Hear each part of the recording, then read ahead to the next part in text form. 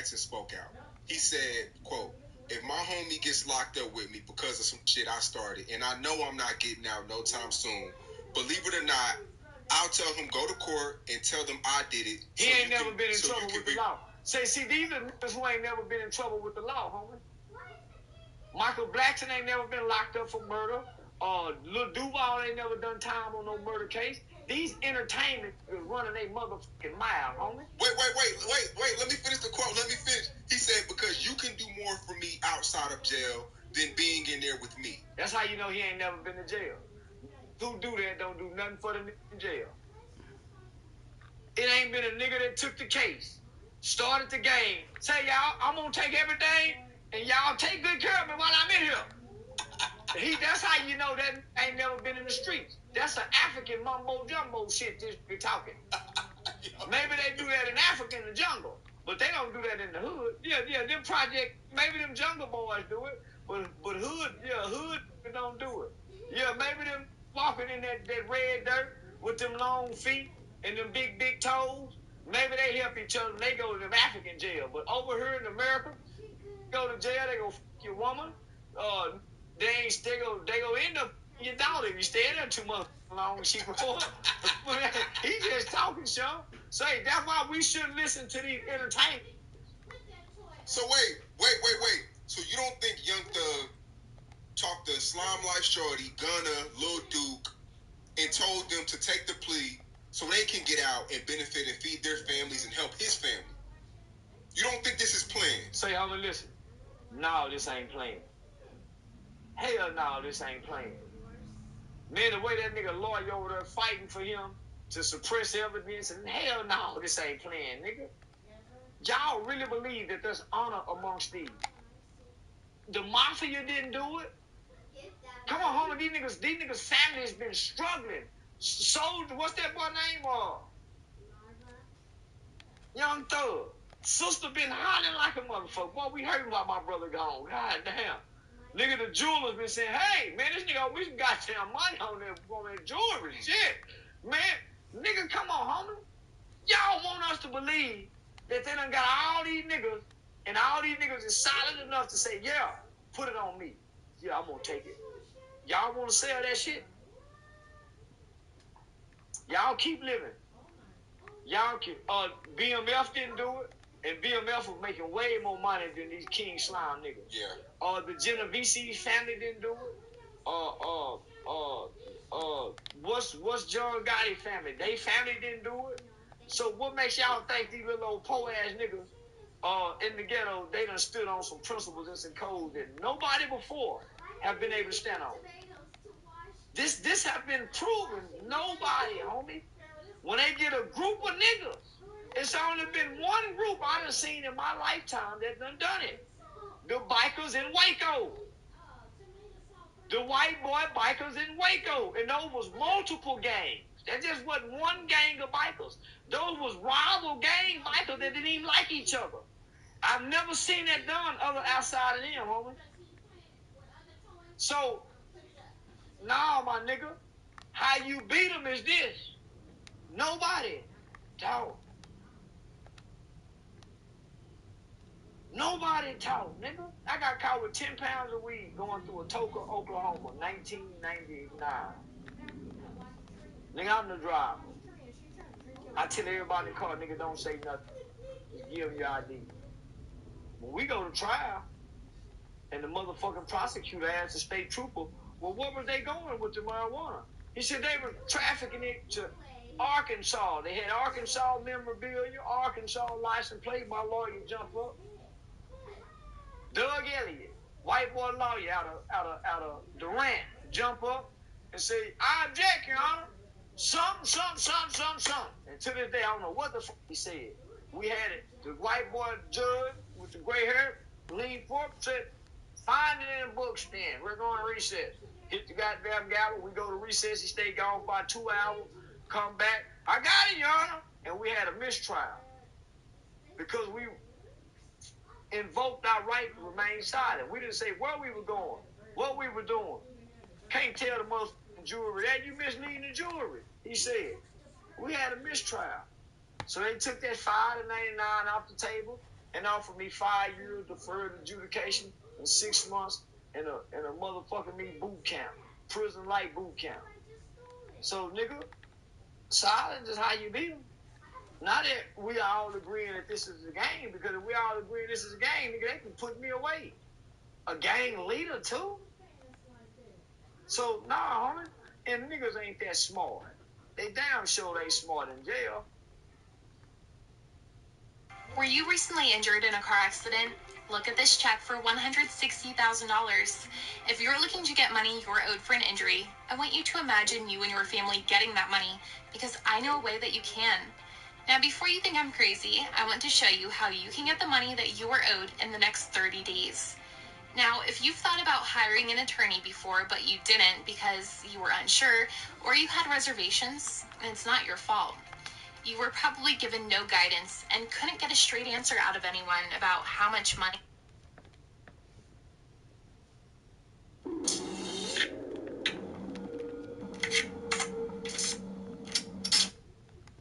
Oh shit, here we go, man. We got the #1 man on the internet, man. He's been on the news since we last spoke. He been to Detroit. He been to Miami. He been everywhere. Yeah. We got him back. I tell her I'm the new Michael Jackson. Yeah, I'm the new Michael Jackson. Without the Peter Pan land and sleeping with the kids in the bed. Yo, I wanna thank you too, man. I did a very big back to school giveaway, and you were probably the only person of that magnitude to really come out and show love. I didn't really see too many big rappers or anything, but you definitely came out. The kids, they were going crazy. Everybody was surrounding you. I'm thankful for that, man. Yeah, as a matter of fact, I still got about 4 or 5 kids, homie, I was supposed to be getting shoes for that didn't get no shoes, that I committed to, and right now it looked like I'm a liar, because I hadn't had time to get around to it, but I promise, man, I got it. Let me know the sizes, and we can do that. Okay, yeah. All you gotta do is let me know the sizes, because I didn't know the turnout was gonna be that crazy, and like 2,000 people showed up. Hey, homie, people think I'm kidding when I say you got, like, outside of Disney, Nickelodeon, as far as urban hip-hop culture, you probably have the largest youth following and platform, homie, in the hip-hop culture. So, for me to pull up and niggas see the line all the way wrapped around the building down the street, yeah, that was something to see. Yeah, that was something to see in this city. Yeah, man, I appreciate it, and it's crazy. I don't know the 2 old guys that you know in Cali or whatever. I don't want to misquote their name wrong or anything. Yeah, the niggas, I'm on Scrooge McDuck, and Scrooge McDuck, and Hellraiser, Hellboy. Yeah, in an interview with my guy Big D, they said that we don't give back and things like that. It's like, no matter what you do, and I know you get a big flack on that. You hate when people call you the shock jock when you really do for the community. Yeah, well, I do that when the cameras go off, homie. I really do for the community.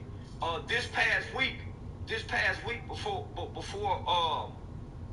I went to Atlanta, last week, man, I had 5 local big Texas rappers traveled down to Austin after performing at Texas A&M and Bryan College Station. They met me at a high school, homie. A high school that's geared for high school dropouts.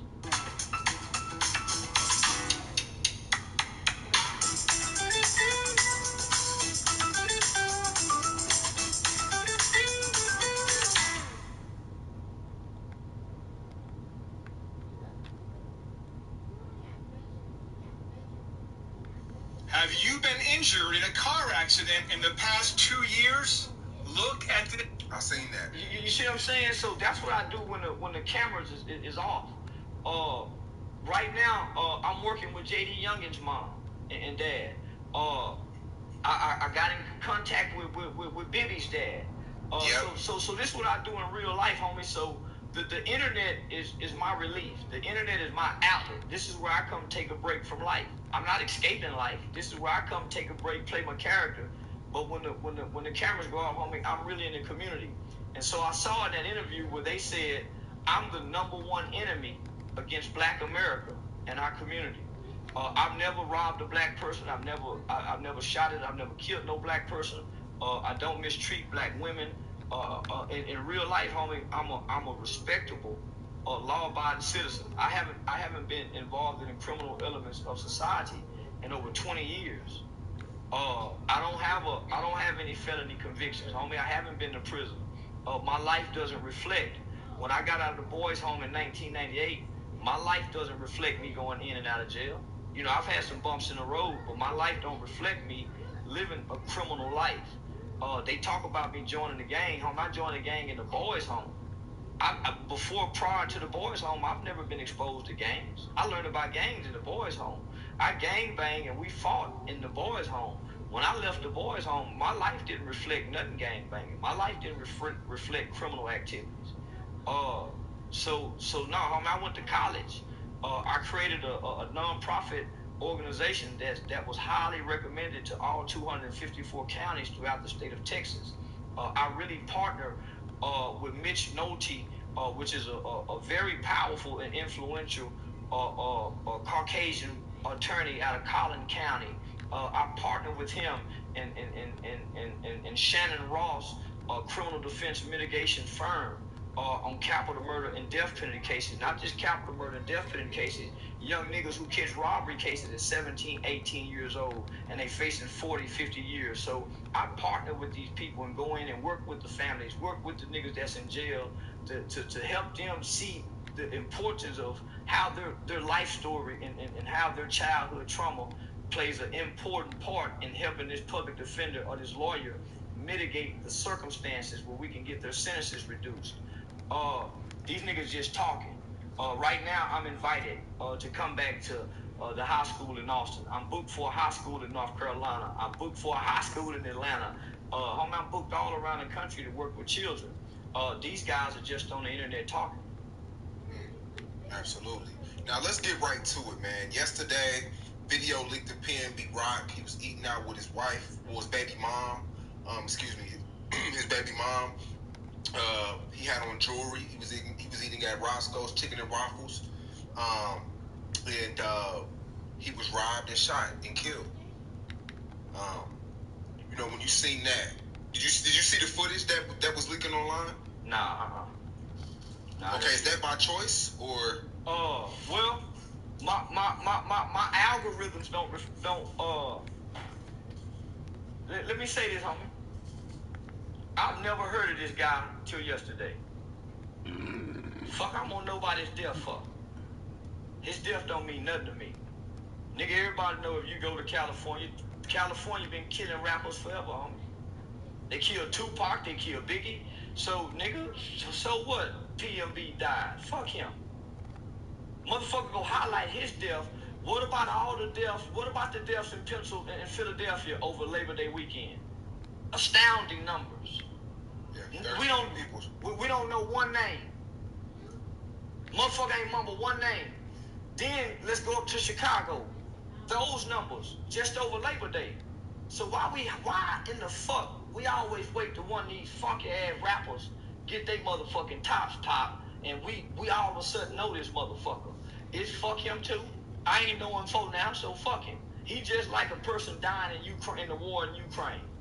It has no bearing, no fucking meaning, and it has nothing to me. It's just like me passing by a car wreck and saying, man, it look like somebody died in that car wreck, and I go on about my life. That's what his death mean to me. So I didn't look at it. I'm not intrigued to look at it. I don't give a fuck about no dead rapper. I make that very clear. Nigga, you out with your bitch, keep that pistol on you. Get you some security. Man, everybody know what California is, homie. It's a cursed, demonic state that prides itself on killing black people. How many subscriptions do you have? You don't know? It's too many. That's where Rocket Money comes in. See all of your subscriptions. Yeah. I think the government even spoke out and said that, you know, there's nothing they could really do for out-of-towners that come there and are attacked Well, for the Californians, for the local gangsters, it's a free kill. It's a free kill. The murder won't get solved. So think about this. If we all stop going to California and it affects their tourism, it affects their marijuana industry, they'll do something about it. But who cares about black people dying in the vicinity of the hoods of California? Who cares about that? They have such a homelessness population, they're more focused on trying to clean up Skid Row, homie. They police department got $1 billion budget. It ain't to really solve murders. They got a LA police department got $1 billion budget, homie. That's military funding. If they wanted to, they could stop it. His girlfriend is getting a lot of flack. She posted a picture of them eating at the spot where he was killed at. And she posted it while they were there. They didn't save it and post till later and things like that. She's getting a lot of flack for doing that. Kodak Black even spoke out and said that she should kill herself. A lot of people, it's a big argument online about whether it was her fault or not. Nah, it ain't her fault. This is what this new age generation do. This is what they do. How's her fault?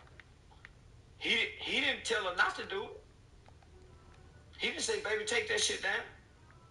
So how is it her fault?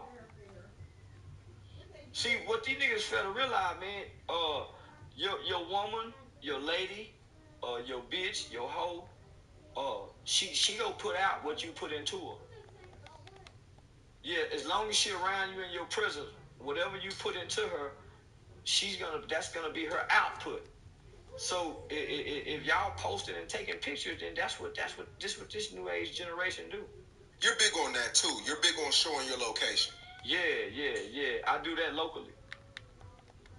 Why? Yeah, I do that locally. I don't do that on the road. I know the infrastructure.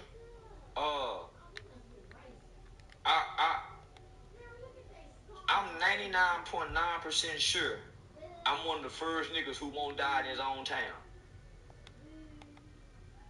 I'm 99.9% sure, homie. I'm one of the first niggas who don't have to leave his town because he might get killed in his own town. My chances of being hurt and killed comes when I go on the road. The reason why rappers have to leave their hometown is because they hadn't put no work into the town. They may have put in work on the town, shooting up this, shooting up that, but they hadn't put in work into the town. They hadn't sowed any seeds. They don't have a foundation of being for the people. So when they make it, those people tend to want to exploit and take from them. Nah, nigga, I really represent this shit, nigga. This community shit. And I've been standing on it in my community. I done fought with this city first before I went nationwide. So I show my location here. But when I'm on the road, I pre-record everything and then do it. On the road, I play cat and mouse. Hey, y'all, I'm over here, motherfucker. And be somewhere. Yeah, on the road, I play cat and mouse. And then my people go put a level of security around me. And so now at this point, nigga, when I travel, I walk with real law enforcement and FBI agents. So if a nigga shoot at me, he go get attempted capital murder case because law enforcement with me. I be in the club with a police officer with a uniform on, standing next to me. Elbowing niggas is trying to get in his arms big. Nah, he be in the club with me. And niggas put their weed out and everything. Yeah, I ruined the night.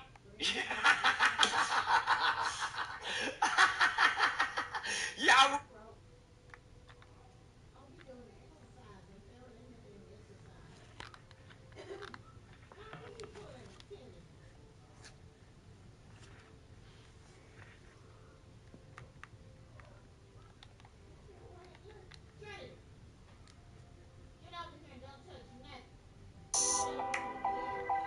Let's explore your future with Udemy.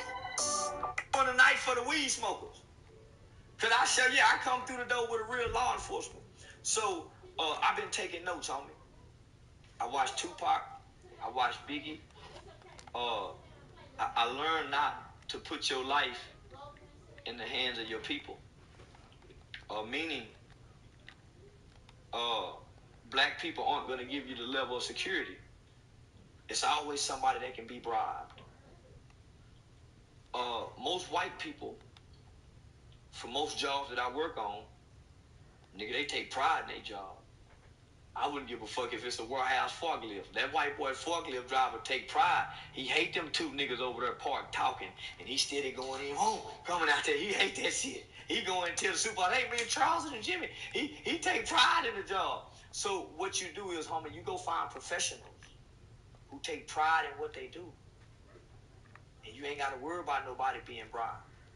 So it's not her fault. For Kodak Black to say that, homie, yeah, that's pretty harsh. Yeah. See, think about this. We'll show all the love for the dead. But look what we say to the living.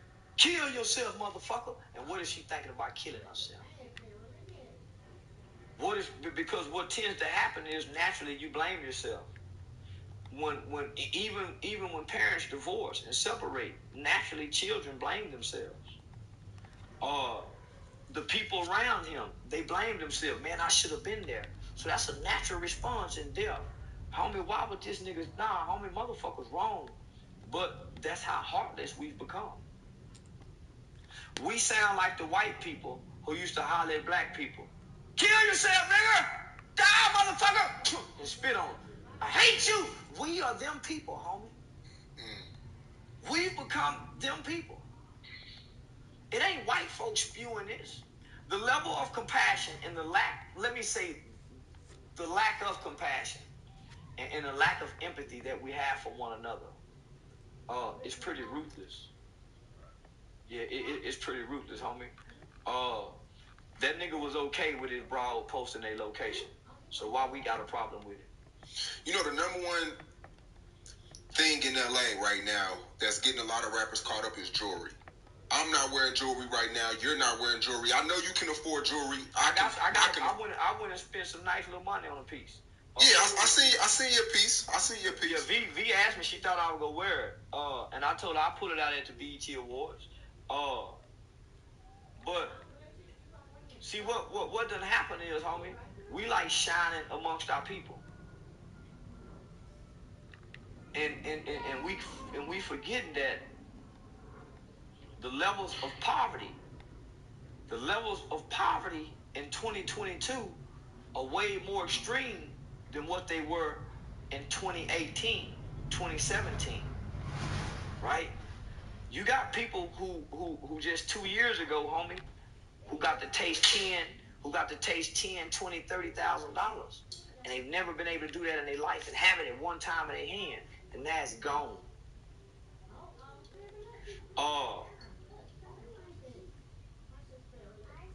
Nah, man. We come amongst poor people, and we bring the best of the best out amongst poor people, and we think they ain't supposed to have a desire to want to take it from us. I heard you say before that rappers hide behind jewelry.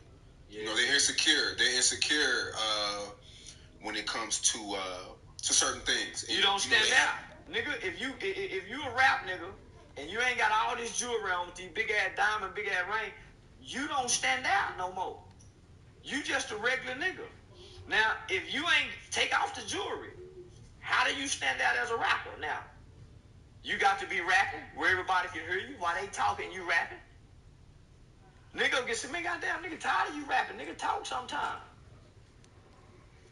Once he quit rapping and go to talking, what makes him stand out? And nigga, he gotta jump out that motherfucking Bentley. If that nigga go get that Ford truck, nigga, if he go get that normal car, he don't stand out no more. So now, nigga, that's they cover up. Yeah, that's they cover up. That's why they pile jewelry on top of jewelry on top of jewelry, have them outlandish big ass ring. That's they cover up, homie. And they were amongst poor people.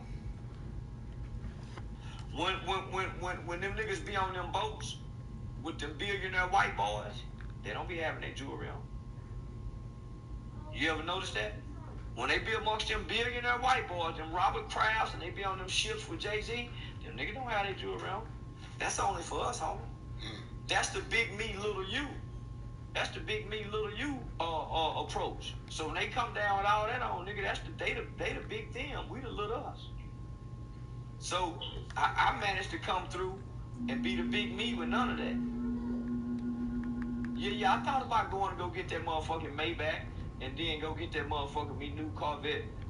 Yeah, I thought about going, yeah, nigga, but shit, nigga, for what? For what? Nigga, I'm the shit like this. Talking, yeah, I'm the shit like this, my nigga. And then from fucking with Antoine Daniels, that's what made me put the insurance on it, right? So the chain that I spent only cost $13,000 to make. But you pick the right jeweler, you pick the right diamonds, you have your gold weighed out. When you send it over to the insurance appraisal people, man, I got a $12,000 investment. It was appraised for what, 20-some thousand, 25,000. I spent 13. Nigga, I just made an investment with the paperwork on it. So I'm learning about the cars from fucking with Antoine Daniels. This car becomes your business. This is a business write-off. This $150,000 car, you don't go put down on this motherfucker. You go lease this motherfucker, and every dollar, this is a business write-off, a tax write-off. But they're not teaching us this, homie. So we getting it to ride it back to the ghetto. All of us want a Maybach to ride back to the ghetto, homie, to say, look at me. Nigga, we show up with all these chains on saying, look at me. Look at me. And without this, nigga, we ain't saying, look at me. Nigga, I ain't got no haircut or none of this type shit. I'm running around this motherfucker hully-gully. Nigga, old Levy dog.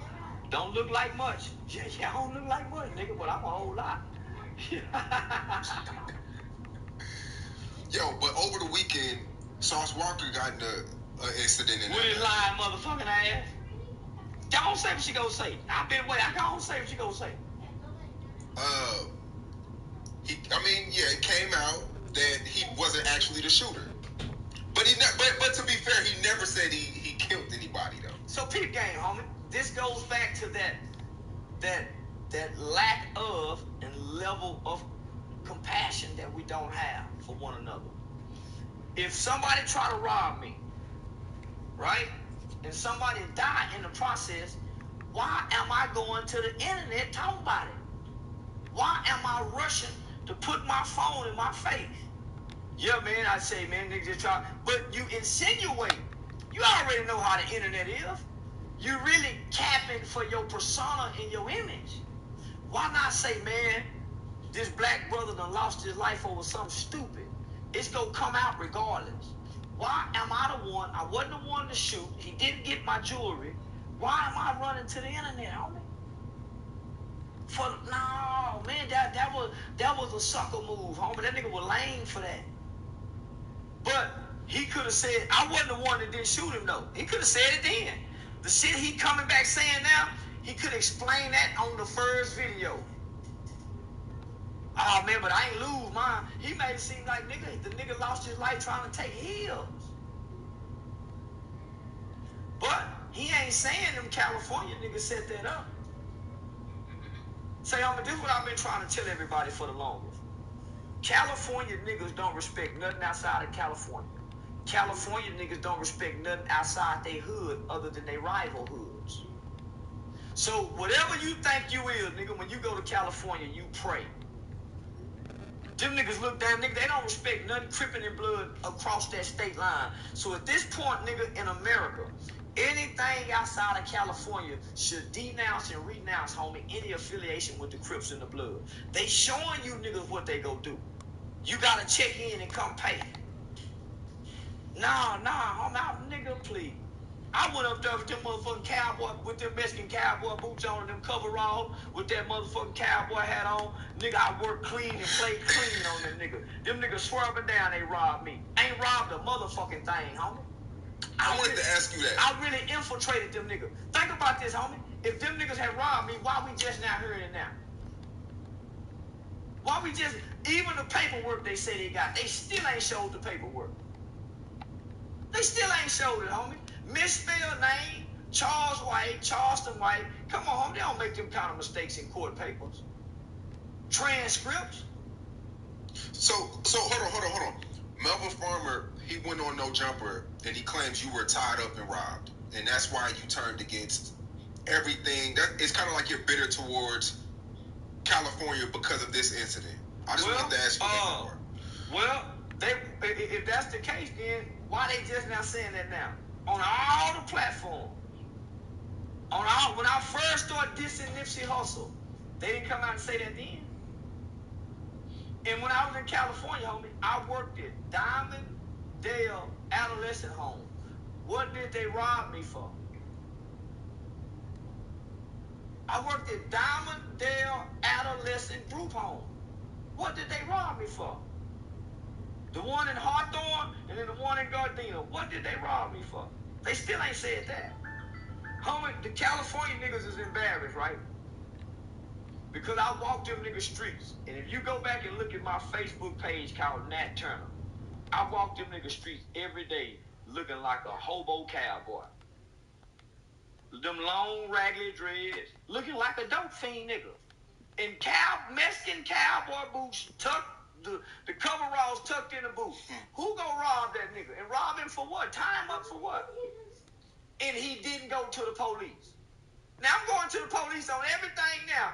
I was robbed and tied up, and they want y'all to believe I didn't run to the police. Nigga, I'm gonna run to the police, nigga, rob and tie me up and don't kill me. I'm gonna run to the police and go show the police where I was tied up at. No, you're not now. Come on, homie. So, and they said I was working for the FBI and I'm a snitch. They robbed and tied up an FBI snitch. One time, they was on Cam Capone, homie, and they said, we got the paperwork right here. They held up the paperwork. The people screenshotted and zoomed in. It said Vancouver Police Department. These guys' whole pitch and platform was about Charleston White. Let me tell you how I met Melvin Farmer. My homeboy's son, guy by the name of Youn Thug, killed a high-ranking police officer in Fort Worth, Texas. A police officer by the name of Garrett Hull. SWAT unit motherfucker. Bad-ass white boy. He killed him. I found out what happened and transpired to that.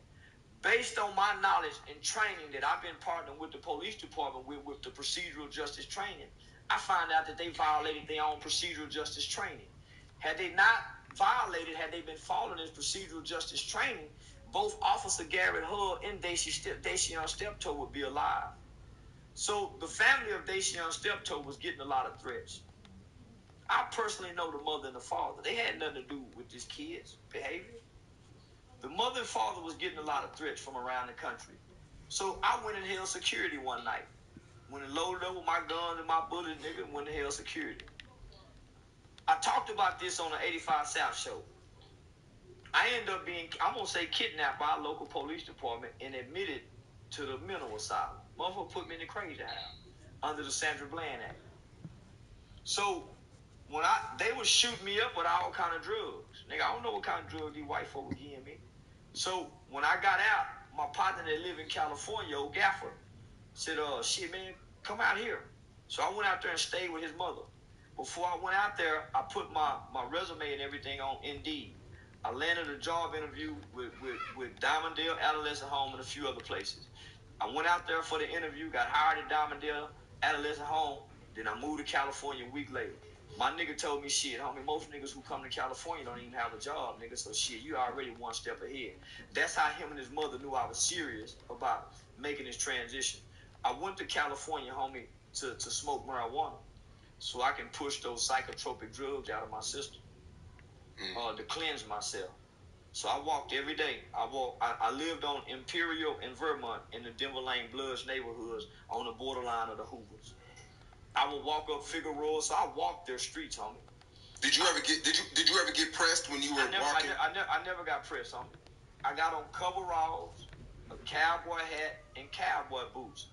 In this day and era, in California, they ain't never seen nothing like that. Motherfucker didn't even know how to respond to me.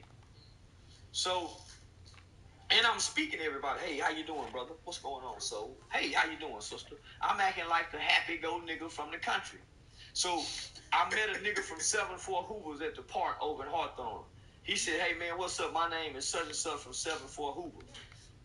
My role was my role, playing Country Boy Lane with a whole bunch of game.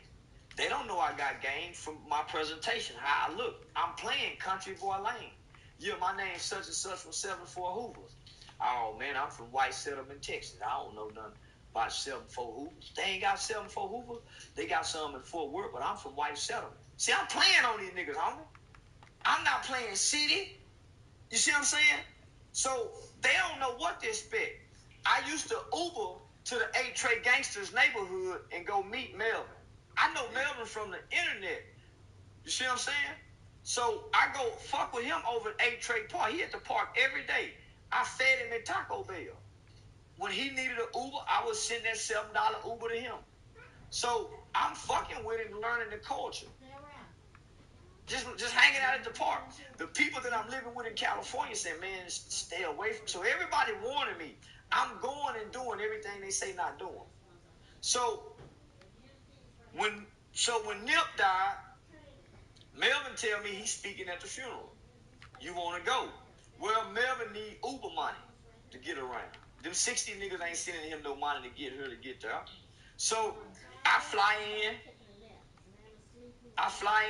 because I had came home for a little bit. I fly in, homie. Let me back up. Melvin never put me and introduced me to nothing, homie. I met a lady named Althea Moses. She's an Olympian track star out of California. She worked in a school district. Once she met me, she quit talking to Melvin. Melvin is a gangbanger who know gangbanging. That's why he at the park talking what he talking, and no local politicians, no local organizations is using him. They don't use them niggas, homie. Them niggas can't talk past the streets. So once the people in California meet me, I got youth engagement programs. I got an anti-gang cognitive intervention program that's a 16-week curriculum. I got a street life cycle that focuses on the belief systems of the streets. I got a self-awareness program that I created that's for moderate, high risk, and low risk students. So I'm talking a whole different language. And I just come out of from pre-law studies at Texas Wesleyan University, traveling around the country, homie. So before I get to California, I'm really taking a break. Melvin think he can use my programs. But once he introduced me to this person, I won't talk to that nigga no more because he at the park every day. All his meeting places take at the park. So what I did, homie, I went to California and soaked the game up from them niggas. I went and learned that Crip and Blood culture up close and personal, and understand, homie, that it's a detriment. That it's no black unity in California. It's nothing but destruction. You can't thrive. You better move out of there, homie. And homie, every nigga been in the game, nigga, them niggas is bound to the park. They gotta move out, homie, if they want to make it. So I saw that. So now I can come back and teach the people the real truth about this shit. It wasn't started behind the community. This shit wasn't started to protect the community. Tookie Williams and Raymond them was bullies. I got to meet Baba Louie. So this is where things changed between me and Melvin. Nigga, Melvin could call me, and we know how we love California niggas, homie. Everybody admire them niggas. Because we think these niggas are what they are until I move up there and see these niggas number bombs in the park. Man, that nigga say, hey, say Texas. I'm in Texas. I hear Joe Blow. Say, Blow, man, Melvin Former down there in Texas. Man, he want to come by there, man. Shit, shit, put something in. The nigga ain't got no money, homie.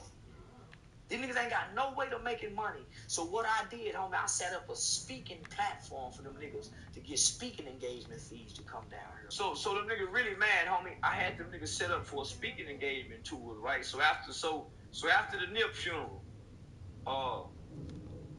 Melvin Foreman leave me in the 60s neighborhood. So it's like some training day kind of shit, right? You know, I had a little, you know, so it's like some training day kind of shit, right? So after the funeral, Melvin, he chasing all the celebrities trying to take pictures. So we done running the Snoop Dogg, Usher, every goddamn body. So this nigga end up back in the 8th Trade neighborhood, and nigga, I ride in the Sprinter van with the 60s back into the 60s neighborhood. Melvin had a backpack that he came with. It was something in that backpack that he needed, that I gave to him, that he was trying to get back. He told one of the niggas, say, get my backpack, give it to Tex. But they wouldn't go give me what was in the backpack and be around them with that, knowing that was in the backpack, right? So I'm around these niggas. I ain't got no weapon, I got a pocket full of money. I'm clean in the bitch. And nigga, I don't know one soul but Melvin, and he done disappeared. So I'm stuck in the 60s neighborhood. Ain't no Ubering out of here. The procession finna come through. I'm at the main house where Rolling 60 started. I'm with Cappuccino. I'm with the main niggas who started this shit. And so you got Tookie and Raymond, who are the founders. Then you got the original Crips. That's where that's where the guys who started the sets come in at, right? So that's where Melvin and them come in, and all these other guys, right? So I'm with Barefoot Pookie. I'm with all these original Crips. I'm with these legendary street niggas. If I would have been tired of, homie, them niggas wouldn't let me fuck with them like that. If I was anything that they saying I am now, there's no way I could have played up that close up on these niggas. They took me in like that, homie. So they get ready to come through the procession. I'm hearing niggas say, cuz, boy, cuz. I hear a nigga say, that's Skull, homie, from Texas. I'm hearing niggas ask, who am I? Who is this nigga, cuz? Oh, that's Skull, homie, from Texas. Them niggas peeping how I'm conducting myself. Nigga, I ain't scared. So we all get ready to go up to Slauson, up where Nip, you know, where everything is. Niggas, everybody from everywhere. Nigga, you see everything that's everything in the gang world up there. So it's a dangerous, volatile environment. Nigga, it's dangerous. So I'm walking with Raymond Washington's daughter. Somehow, me and Raymond Washington's daughter, we get broke up from who we was with from the 60s. And so we in this crowd by ourselves. So, nigga, I understand who daughter I'm with. I understand if anything happened, nigga, you know, but so, then she a lady. But I understand who her father is. So, you know, nigga, I play security. Yeah, I play security for the sister. We end up making our way back to the house. You know, she tell them, you know, how a nigga held it down.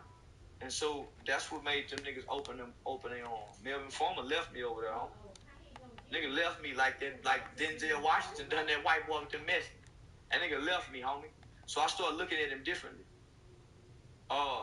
So I was with Raymond Washington's best friend, Big Sight. So I needed a ride home, but I know there's no Uber.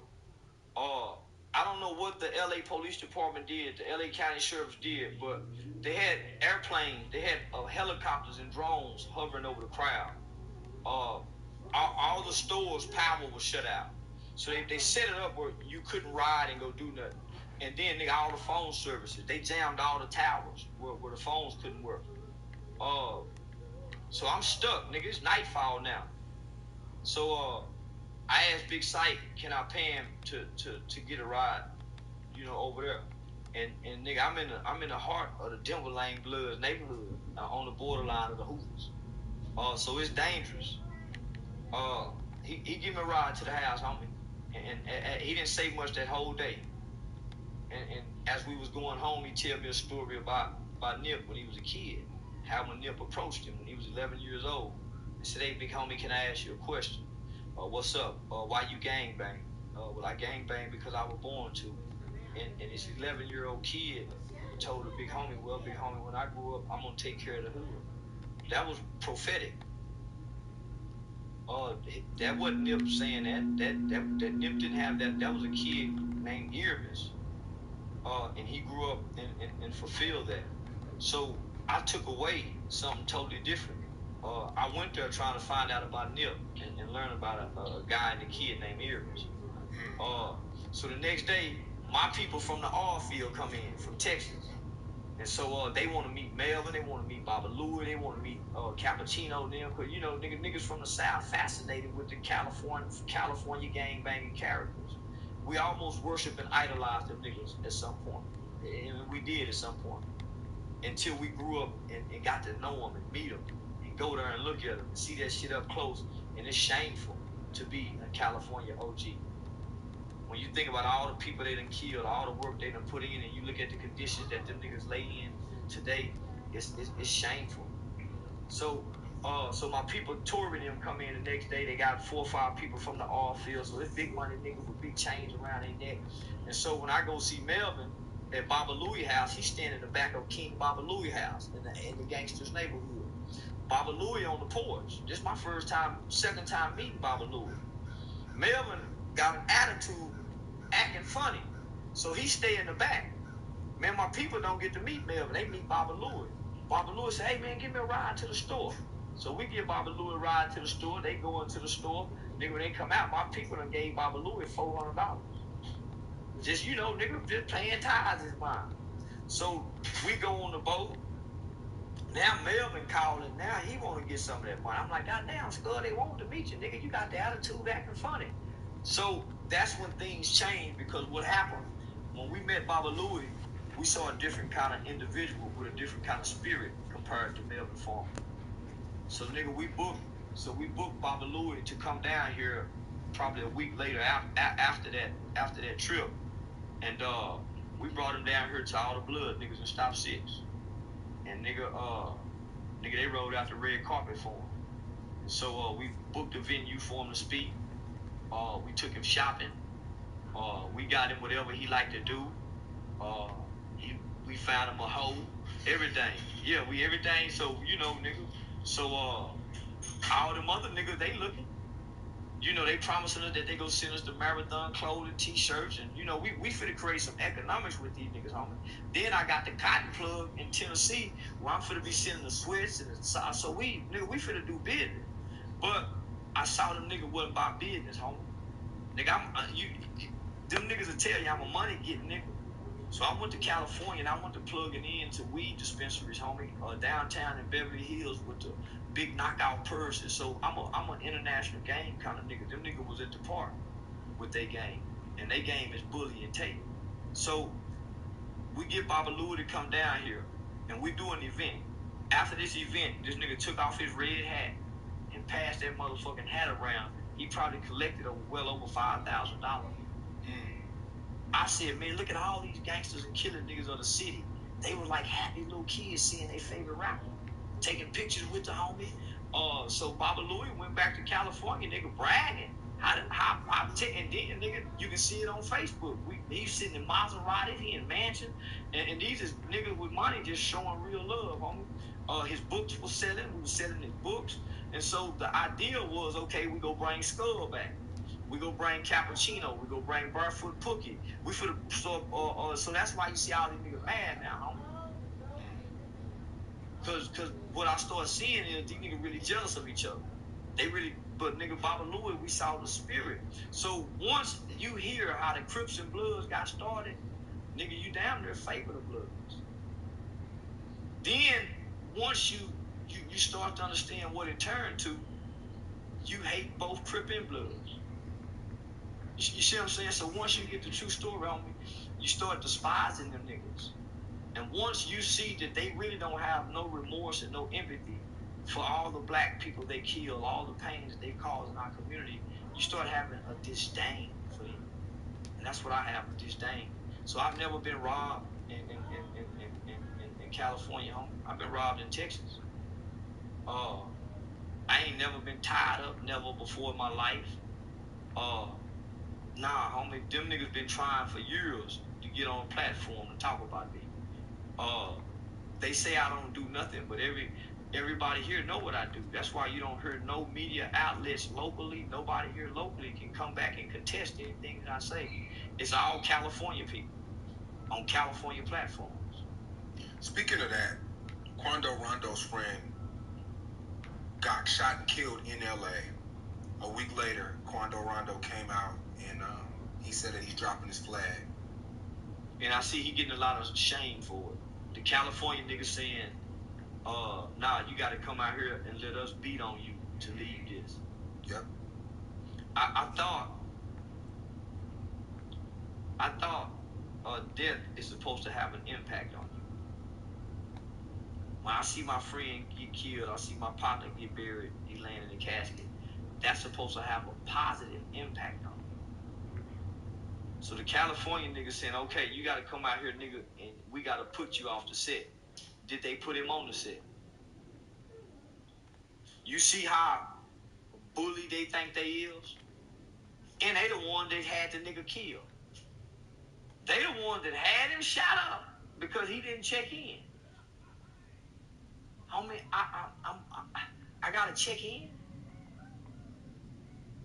I gotta check in, and if I don't check in, y'all gonna kill me. Why do I gotta check in? What are y'all doing for me? Jay Stone, Nipsey's right-hand man, said, you can't drop your flag and say you're not NH no more. He said, nigga, go to the hood and get put off. Don't cry now. We lose homies all the time.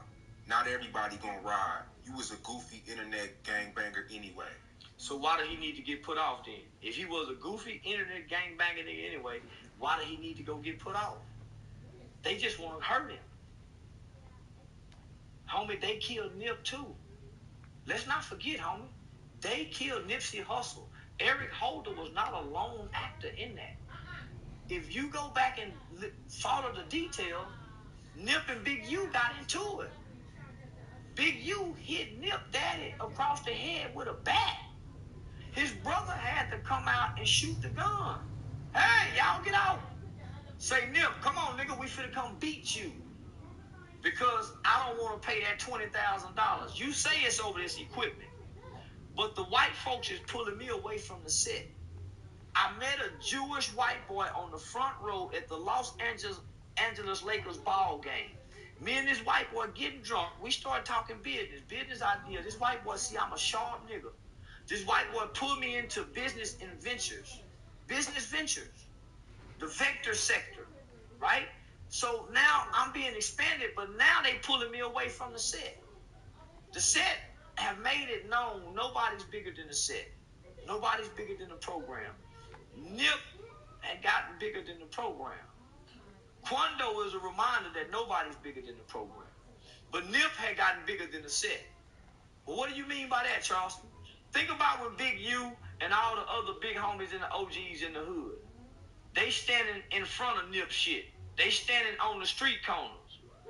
When Nip pull up in that motherfucking platinum Jaguar, he pull up in that motherfucking platinum Jaguar, nigga, them fresh ass Puma with all them goddamn chains on, and then he opened up the door. He got a Hollywood bitch coming up out of there, London Lauren, one of the baddest Hollywood bitches we done seen. When the little homies see Nip pull up, do you think they gonna stay here and talk to the big homies, Big U Nip? They gonna make an about face and say, y'all, there go Nip, and they gonna run away from the big homies. As all the excitement going to Nip, all the brawls, everybody in the store, what you think the big homie sitting back saying? Now Nip is growing. Nip that Monday had a meeting with the LA County, with the LA Police Departments on gang intervention program before he come up dead. So now Nip and Big U done fell out over $20,000 worth of equipment, so they say. But it's really over $20,000 nigga extortion fee to pay for protection. Yeah, Nip was being extorted too. He had to pay for protection. That's why they got that video of him that Wack 100 said they got of him. Why would they let Wack even make that statement? So peep gang, so you think them niggas ain't saying, man, that nigga there woo woo woo? And his brother go shoot at us? That nigga brother pull a gun out on Big U, nigga. His brother nigga, you don't pull no gun out on no nigga. Every street nigga know, nigga, y'all don't give a damn where you shot that gun at. You pulled it out on me, nigga. And Big Black Sam ain't never been down with the set. Black Sam have always tried to pull them niggas out of Nip's business and get him away from the set. But you can't do that, cuz. Quando Rondo is a baby, my nigga. That nigga's a kid. That's why he cried at that murder scene like that. If I'm in the gang, homie, and I'm in the set, and I see one of the homies break down like that, homie, nah, homie, y'all give him a pass. That's a mental breakdown, nigga.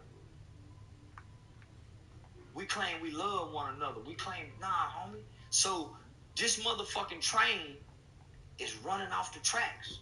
I can't get off. We see this motherfucker is falling off. It's gonna run off the cliff. Homie, I can't get off. Y'all, homie, I can't just, homie, I can't get off. They saying you gotta go with, they say you gotta fall off the cliff with them. That kid broke down crying, homie. That was a kid at that moment. This isn't the first time a rapper then got into some real shit and left the gang. 6ix9ine is 6ix9ine and Quando Rondo recently. I wouldn't compare 6ix9ine and Quando Rondo. Homie, they kidnapped 6ix9ine. They set up his own kidnapping. They were fucking his baby mama. God damn, I'm supposed to be loyal. And then y'all fucking my baby mama. Y'all kidnapped me. God damn, nigga, y'all said I'm supposed to be loyal to this shit. Nah, homie, god damn. So think about Quando Rondo, homie. This nigga in the car, he gets shot. Look at his reaction. They want him to say, wipe them tears and go put in work. In days later, everybody's saying, well, nigga, if you just would have checked in, they giving you a hint that they done this to you. I'm supposed to still stay down with this shit. That's why I speak against this shit, homie. When does the hood let a nigga grow up, homie, and be free from the hood obligation? I just seen my nigga get killed, homie. What if I want to give my life to God? I still got to get beat? What if I want to submit to Allah? I still got to get beat to get out? What debt do I owe y'all? What debt do I owe y'all? And what debt do the gang owe? What debt do the gang owe that they paying for so many people they done killed? For them to say, if you want out, we gonna beat on you. Jay Stone is a coward. And every boy and every man and every male that honors that gang rule is a coward. Nipsey Hussle was a coward. Eric Holder was a coward. The people around Nipsey Hussle when he died was a coward. Remember, boys and girls, did nobody jump in front of that bullet for Nip? Go back and watch the video. They all took out running. Cowboy didn't run over there. Didn't nobody chase after that nigga? Didn't nobody chase after Eric Holder? That nigga came back and kicked Nip in the head. That nigga came back and kicked Nipsey in the head, homie. Didn't nobody chase that nigga down? Didn't nobody in the hood went to getting on the phone and say, man, that nigga went this way? Did nobody? No. They went and killed one of his innocent family members. Them niggas cowards, homie. So fuck what Jay Stone talking about. What Quando Rondo did is what most good-hearted people do when somebody they love die. Enough is enough. If I see this, homie, I got to have a breaking point. Why does prison have to be my breaking point? Because all them niggas break when they go to prison. They become friends and alliances with their enemies to stand against the Mexicans and the whites. So let's go back to the Brick Baby shit. Yeah. He came to town, and did he mention your name? Yeah, he made a video say he was looking for me. He walked up to a few people. He walked up to a white guy, said, "Hey, you Charleston White?" Yeah. Did he threaten you though while he was out here? When he was in Houston, Texas, he made a video and put $10,000 on his head and said, "I got $10,000 on Charleston White head, or probably more." So that's the first time we notified authorities of his threat, to get documentations of him actually making a threat. So we believe he possibly couldn't be that stupid. He came back and tried to backtrack. Man, if I saw Charleston White, I would run. Okay? So now you're in Charleston White City, and you looking for Charleston White. So what we did was we made another call to the authorities, the local sheriff's department. And so had he and I saw each other, I had the legal grounds to defend myself. He's already threatened my life by trying to pay to have me killed by putting $10,000 on my head. He's now in my city saying he's looking for me. And he's a identified, documented gang member. So he's playing with fire. I want to read something to you that was sent to me when we made the calls to the detectives in the FBI.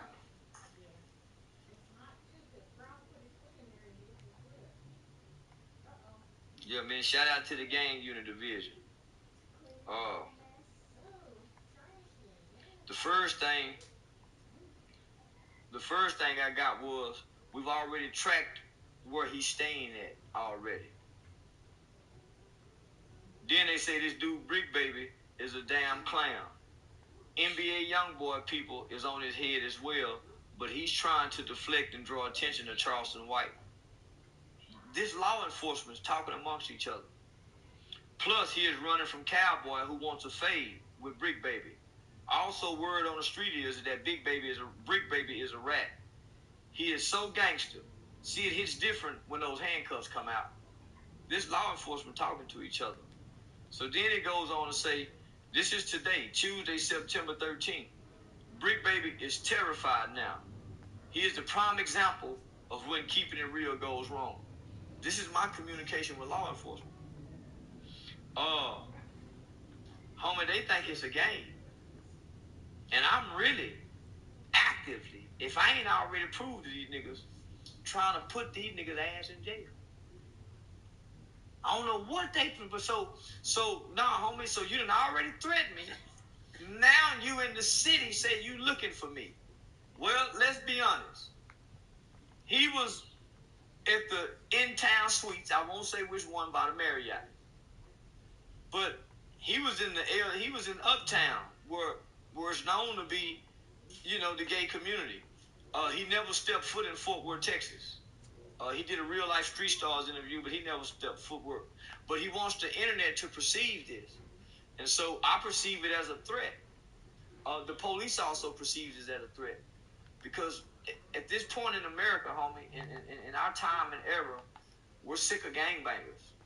We're sick of gangster killers, these rap niggas who think they can ride around this country, fly around this.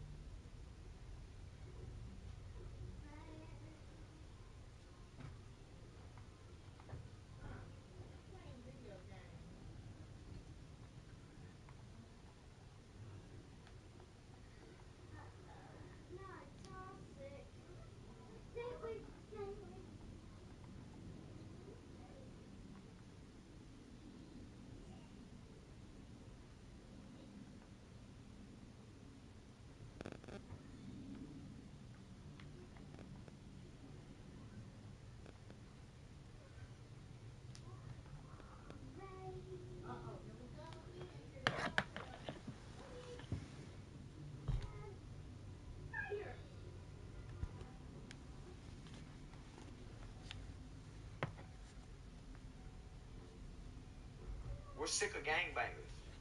We're sick of gangster killers, these rap niggas who think they can ride around this country, fly around this country.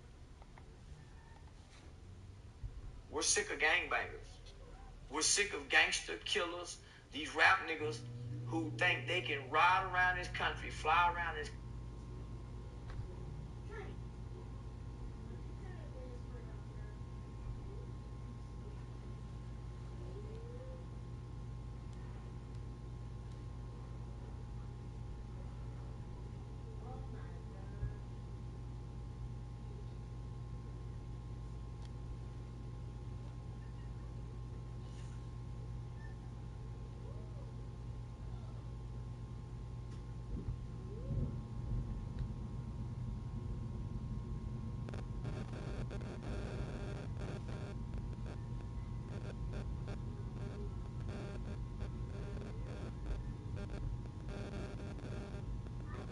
If you want to earn money online, you need to stop what you're doing and check this out. Most people don't realize that you can use bots.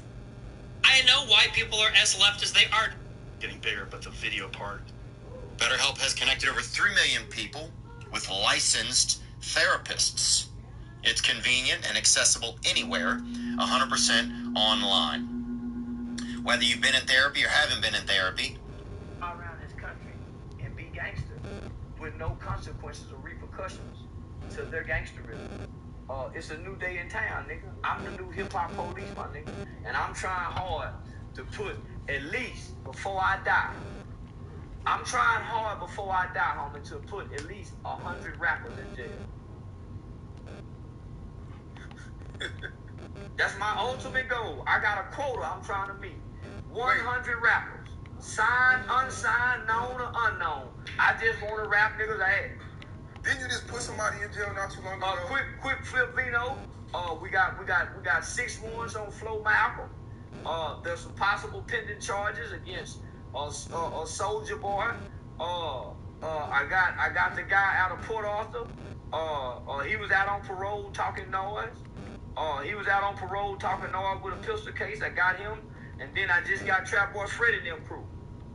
Yo, we gonna touch on that. We're gonna touch on that. So yeah, I'm making my round. So yeah, let's talk about that now. You know, word around town is you got police raiding the studios and yeah, and I was recently up at that studio too. But it seems like overnight you just went on live and was just saying fuck everybody. Fuck, you know, Oak Cliff and you know multiple different rappers and. No, this wasn't overnight. This been over time. This been over time. I've been saying this. I've been telling Dallas and Oak Cliff that they was cursed from the Mo 3 situation. I had a whole video saying they were cursed. I told them niggas to keep my name out their mouth. Them niggas on Clubhouse out of Oak Cliff wasn't talking about me being a snitch. Then niggas out of Oak Cliff let them niggas out of California wire them up and call my phone because they put my number out publicly. So what I did, once them niggas went to calling my phone making threats, I sent them numbers. I told them niggas, okay, I'm sending your number to the FBI. They kept calling. So I sent them numbers to the FBI. And so what the FBI did, they needed probable cause. See, what niggas fail to realize, they already watching these niggas, homie. But they don't have probable cause. None of these niggas have sold drugs to an undercover agent. None of these niggas have left enough evidence for the police to come with a warrant. Once you threaten me, they now have probable cause to raid everybody associated with you niggas. I give the authorities a probable cause warrant to come hit the studio because somebody out here done threatened Charleston. So I'm telling these niggas, homie, homie, and then I got law enforcement buddies. So they already watching these niggas. So once they go to making phone calls saying woo, woo, woo, woo, woo, well shit, man, we got enough evidence. Let's go ahead and get this. And we got a witness that's willing to come forward. And that's me. What did Trap Boy and Yellow Beezy do to you? They people was calling and threatening my phone, putting them in it. Cause I made some comments about them niggas. See, it's just like the fans of Youn Thug, them. They causing more trouble for them niggas than anything. The fans, the friends, the homeboys, the family members, they causing more trouble for them niggas than anything. And that's what happened with Trap them. The next day you apologized. I was just playing because I knew the warrants were coming. Your financial future is out there. Are you ready? You're going to need clarity. So you have the... Yeah, I was just playing because I knew to get them niggas off guard, to really make them think they scared me, because I knew the raid was coming. And on live, you were listening to Mo3 records like you were turned. Yeah, I was nan and boo booing them niggas because I knew the warrants were coming. They say when the FBI agent raided the studio, all them niggas was in the studio sleep, and they say the FBI agent went in there and told them niggas, "Time for y'all to pay for your sins." Yeah. So I knew it was coming, homie. And I'm if you see, listen, homie, I don't mean no apology I ever said except for to Kevin Gates. For the most part, I'm on the internet playing. Yeah, I'm on the internet playing. When I came back and said, "No, Trap, man, I didn't really mean it. They say you one of my biggest fans." Well, I kind of feel bad because they say he one of my biggest fans. But nigga, I don't give a fuck. Them nigga calling and threatening me out of Oak Cliff. What's done is done. It's just like the woman when she put you in jail. You done jumped on her. She done called 911, say the nigga kicking my ass. Soon as you go to jail, she answer the call and say, "Baby, I'm sorry. How much it cost to get you out?" I was having, buyer's remorse. Then sometimes I feel bad about putting these niggas in jail, but then I gotta overlook the feeling because it's for the greater good. The greater good of society. It seemed like you had a lot of love for Mo3. I do. Lil Melvin, what his mama called it. You can hear God in his music. I ain't seen too many niggas get to run in death. Yeah, so I sincerely believe, nigga, God gave him some time to make it right. If you listen to his lyrics, you know God. First thing a nigga holler for is mama or God.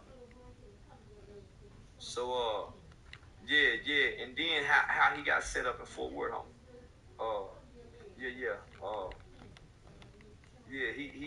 He got a bad rap. He was blackballed. Bebe and them didn't fuck with him.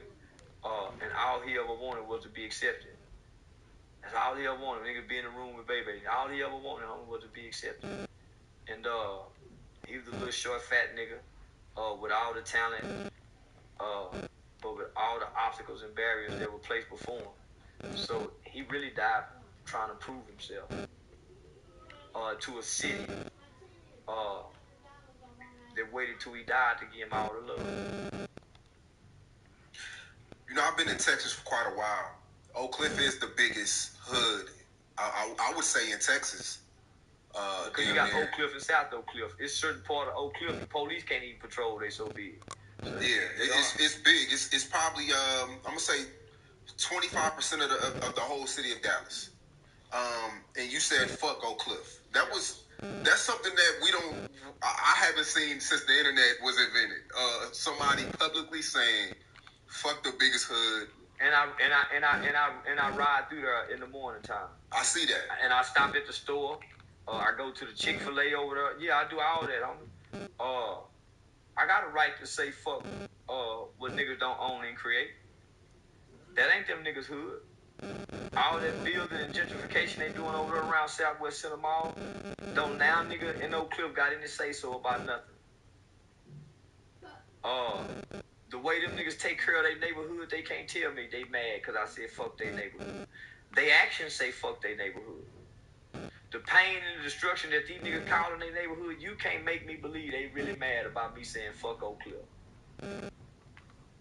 Nigga, I partnered with Real Life Hair Studio over there at Oak Cliff, right across from Redbird Mall. It wasn't no niggas from Oak Cliff partnering with us. And they had probably 200 kids. It wasn't no nigga from Oak Cliff out there. So, I say that to get them niggas' attention. They stood around and watched that coach get killed in Oak Cliff. Nobody stood in and broke up nothing. How they love Oak Cliff? When they grandmother houses look, how they grandmother houses look. How them niggas love Oak Cliff, homie? So that's bullshit. So now I can say, I said fuck West Dallas too. Them niggas called Dewberry, say Charles, man, we fucked with it, man. Goddamn, why you don't? Yeah. I said, fuck Stop 6. Homie, black people don't own nothing to the names of these cities.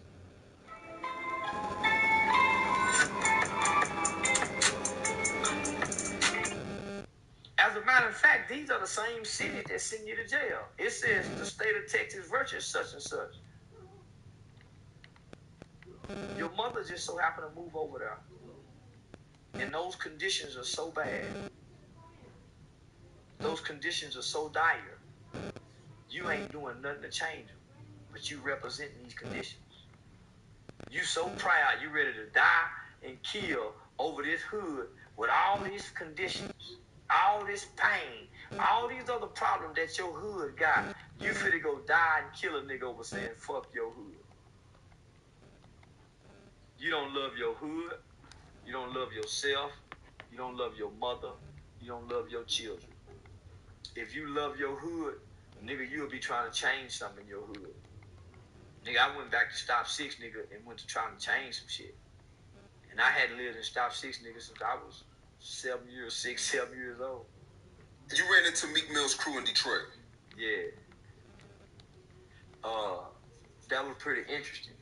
Take us through that whole situation. That's probably out of all the situations I've been in, that's probably the first time a nigga felt like, yeah, nigga, it's on. The rest of them, the rest of the situations, I mostly could control. But nigga, this was a situation that was out of my control. So I got booked by Kevin Samuel's best friend. Shout out to my man Antoine Daniels. I got booked by Antoine Daniels. He rolled out the red carpet. Man, he probably spent every bit of $12,000 booking me, getting me there. He got me put up at the MGM Grand in Detroit. Got my private host, got my private guest concierge. Man, I got my own suite. The massages. I'm talking about I got the high roller treatment. So when I get there, my concierge guest wasn't waiting for me. Everybody behind the counter blacking the motherfucker. And it's a line checking in. So as I'm checking in, I really wasn't supposed to go through what I was going through, but I did. So as I'm checking in, I'm noticing, man, there was a bunch of niggas pulling up outside. Cause when we got there, it wasn't nothing niggotry about this scene. The scene started going niggotry. So I'm saying, God damn, it's a bunch of niggas with these diamond chains around their neck. So I turn my back, walk up a little bit longer. So when we get to the desk, we check in, I give my ID and give my credit card to the lady. She's saying that Antoine Daniels have to be there. That's a young chick. So I'm saying, man, I've been booked all around the country for the last 2 years. I've never had nobody to have to be here that's booking me. So I said, okay, cool. So I called my publicist. My publicist called Antoine. He called the people. They saying, okay. So she go to the back and she leave my credit card and my ID just laying right there. So when I turn back around again, it's a big old glass where you can just see out where the valet is. Nigga, I'm seeing a whole slew of niggas. I'm saying, man, I know they ain't got, so I'm telling Dewberry, man, I know they ain't got no motherfucking rap concert here. So I hit my publicist back. Hey, man, this nigga ain't booked me with no motherfucking rap event, have he? So now I'm seeing niggas done recognize me.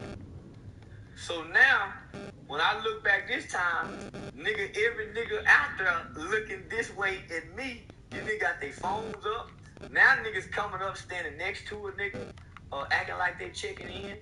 There's niggas coming up on the phone, talking, like they gonna steal a nigga. Now they circling. I'm talking about they circling. So after about 15 minutes, I say, man, this bitch ain't came back yet.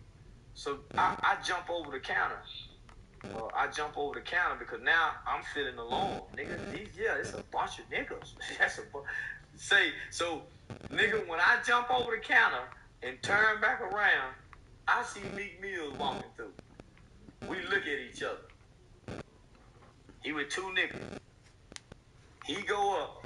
That bodyguard nigga he was with, he come out and shake hand with damn near every nigga been circling around the nigga. So, I hit the publicist. Say, man, I know this nigga. So she telling me Antoine Daniels ain't this kind of guy that probably would do. I'm saying, man, this guy, man, how about the fuck when he booked me here and he know these niggas here? So, man, it's three niggas come in. So the scene of the niggas done went from big diamond chains. Ulta Beauty Collection. Click below now to virtually try on. To, man, these niggas must just got out of jail. Yeah, these niggas clothes were wrinkled. Yeah. Now these niggas finna come hit a nigga across the head. So now I'm reaching in the bag. Cause we steady trying to work out this situation. And nigga, they stalling me. Nigga, something ain't right. So even the publicist, even the guy Antoine Daniels, everybody saying, man, this is not supposed to, man. So now Antoine is coming. So now we done hit and say, man, Meek Mills and his crew, man, they got us boxed in. When we go out here, nigga, it might finna be on. Man, these niggas hovered in that lobby, they walked in. So I moved away from the counter and went over to like this corner. But before I moved away, I had to see if this little nigga who was over here, was he checking in or what was he doing? I walked by and kind of brushed up against it. Hey, excuse me, fam. When I walked by, he tapped the nigga, but I didn't see it. It's a guy, shout out to Enzo. It's an old school nigga from Detroit that was there. He seen that nigga tap his homeboy and point at me. I don't know they done that. That old school nigga made a phone call. When he saw that, because he peeping the play too. He just sitting in the corner standing with some glasses on, just chilling. He peeping the play. So now, it's some more niggas coming in, homie. Now these niggas looking like some young damn fools. How many people total? How many people well, total? homie, it's an entourage. Homie, it's an entourage, homie. That nigga travel with an entourage. So it's two niggas come in. So now Dewberry done snap. So Dewberry tell nigga, yeah, nigga, we peep the play, nigga. We see what y'all doing, nigga. So one nigga come in swinging his arm, look like he looking for me. And Dewberry stalling him, right? One nigga recording. The nigga coming in, like one nigga recording, this nigga finna come in and we finna squabble. That's what it look. But they see my arm in the bag. I can't get to the goddamn base. You hear me? I'm in that motherfucker trying to get there. I'm looking up. I'm trying to get to that goddamn base. I can't get to that base for nothing. So Dewberry startled the nigga. So by this time, homie, about four Detroit niggas come in. And them Detroit niggas come in, they came in a soccer mom van. Yeah, with them goddamn guns. Yeah, they came in with their chest stuck out barking. Man, what's up? And so when they canvassed the scene, they see most of these niggas were Philly niggas, homie. These niggas ain't from here. If Meek Mills and them would have done something to me, homie, them Detroit niggas wasn't gonna let them leave the city that night. And Antoine Daniels is a major figure in Detroit, homie. They had a whole rescue team come to get me. Them niggas waited around. The little niggas who was coming in swinging their arms, it was like 8 of them niggas posted in front of the car when I left out. You know, just standing there. Nah, man. It was real tense. And so once they notified security, the problem with the MGM Grand that they was having is that none of that should have happened. I wasn't supposed to be at the front desk. It was already prearranged and everything was worked out for how it was supposed to be. But when I jumped over that counter, and the camera saw me jump over the counter, that should have been a security breach for security to come. Nah, homie. Yeah, them niggas would go get a nigga. But you didn't have your mace? Yeah, but it was in my bag. But nigga, I gotta hide it because I'm traveling, right? So I'm reaching. I can't just go through it. I gotta reach in the bag, but I can't fit it. I'm in that motherfucker reaching, but I can't feel it. Yeah, I can't feel it. But nah, homie, them Detroit niggas, man, shout out to them niggas, homie. They came through. And I ain't never seen 4 niggas move a whole crowd. Yeah, and all them niggas was out of place anyway, homie. They were from Philadelphia and Detroit. unbeknownst to me, unbeknownst to Antoine Daniels, homie, we didn't know Meek Mills was having a motherfucking concert, and nigga, me and that nigga would have been staying on the same floor. So had we not had that encounter at the check-in, nigga, I would have been a lamb in the lion's den, because I would have been walking around the hotel, I would have been walking off to go smoke, and at some point, them niggas would have caught a nigga. That's how I know God on my side. I ain't got to do too much, I just got to be aware. Well, your fans always want me to ask you, why don't you say anything about police brutality? You never speak out about police killing people. When last time police done killed a nigga? That shit happens a lot. But it may not be George Floyd media status, but that shit happens a lot. Okay, so I often look at those statistics. The police shoot more mentally ill white men than anybody. The white boy mama who done called the police on him because he had to have. So if you look at the statistics, the police on the average shoot more white people than they do black people. I'm a guy that's big on statistics. Police shootings, and I want people to really hear me, homie. Police shootings, killing an unarmed nigga. On app, creators are playing their favorite music live. Download app and listen for free.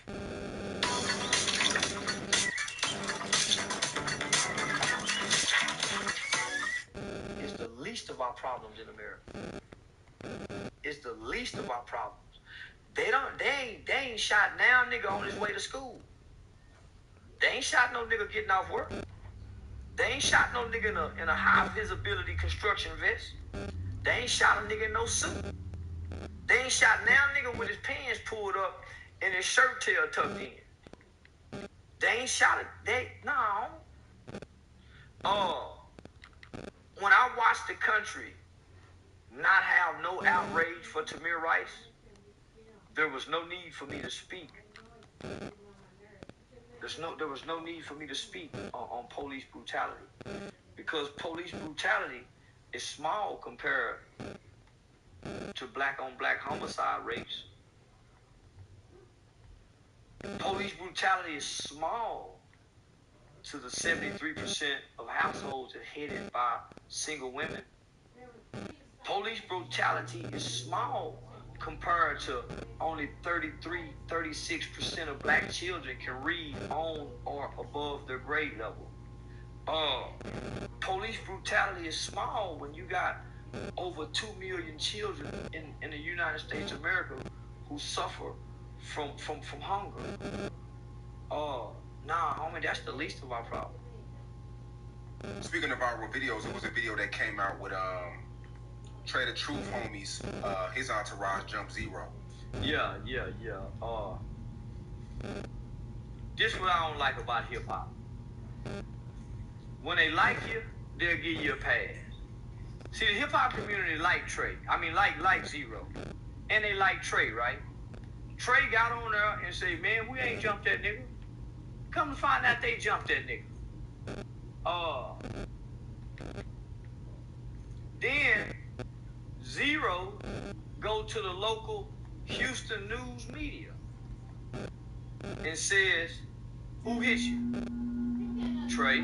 Yeah, that nigga said Trey the Truth. It's no shadow of a doubt that nigga hit me in the mouth. That's what he said. Now everybody know in the state of Texas, you don't have to go press charges. If since a crime been committed, then the state can pick up those charges, right? So let me just show you where there's hypocrisy all the way around the board. Then you got these two black laws. You got these two black laws who witnessed this man being assaulted and beat. Right? So when the man get up and try to squabble again, all 3-4 niggas grab their pants and throw their guards back up, not giving this man a one-on-one. So none of this is street. But you ain't heard nobody shame Zero. You ain't heard nobody shame Trey the Truth. And you damn sure, since we was just talking about why don't we respond to police shootings, well, okay, why didn't these two black police pull out their guns? Free, motherfucker, stop it! This man was being kicked on, homie. when I'm on the ground, if we fight, once I go to the ground, what more are you trying to do to me besides kill me? If I'm laying on the ground, homie,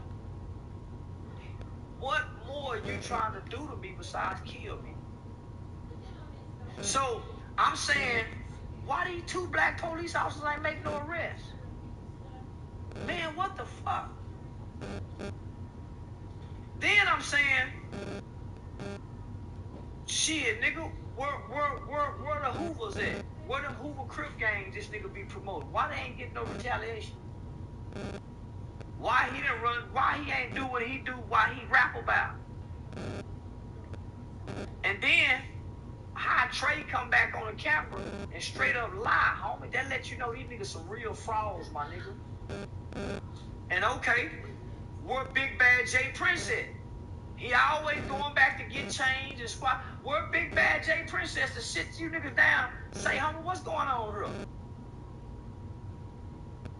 So at this point, what Zero need to do, give his life to the Lord and start rapping gospel.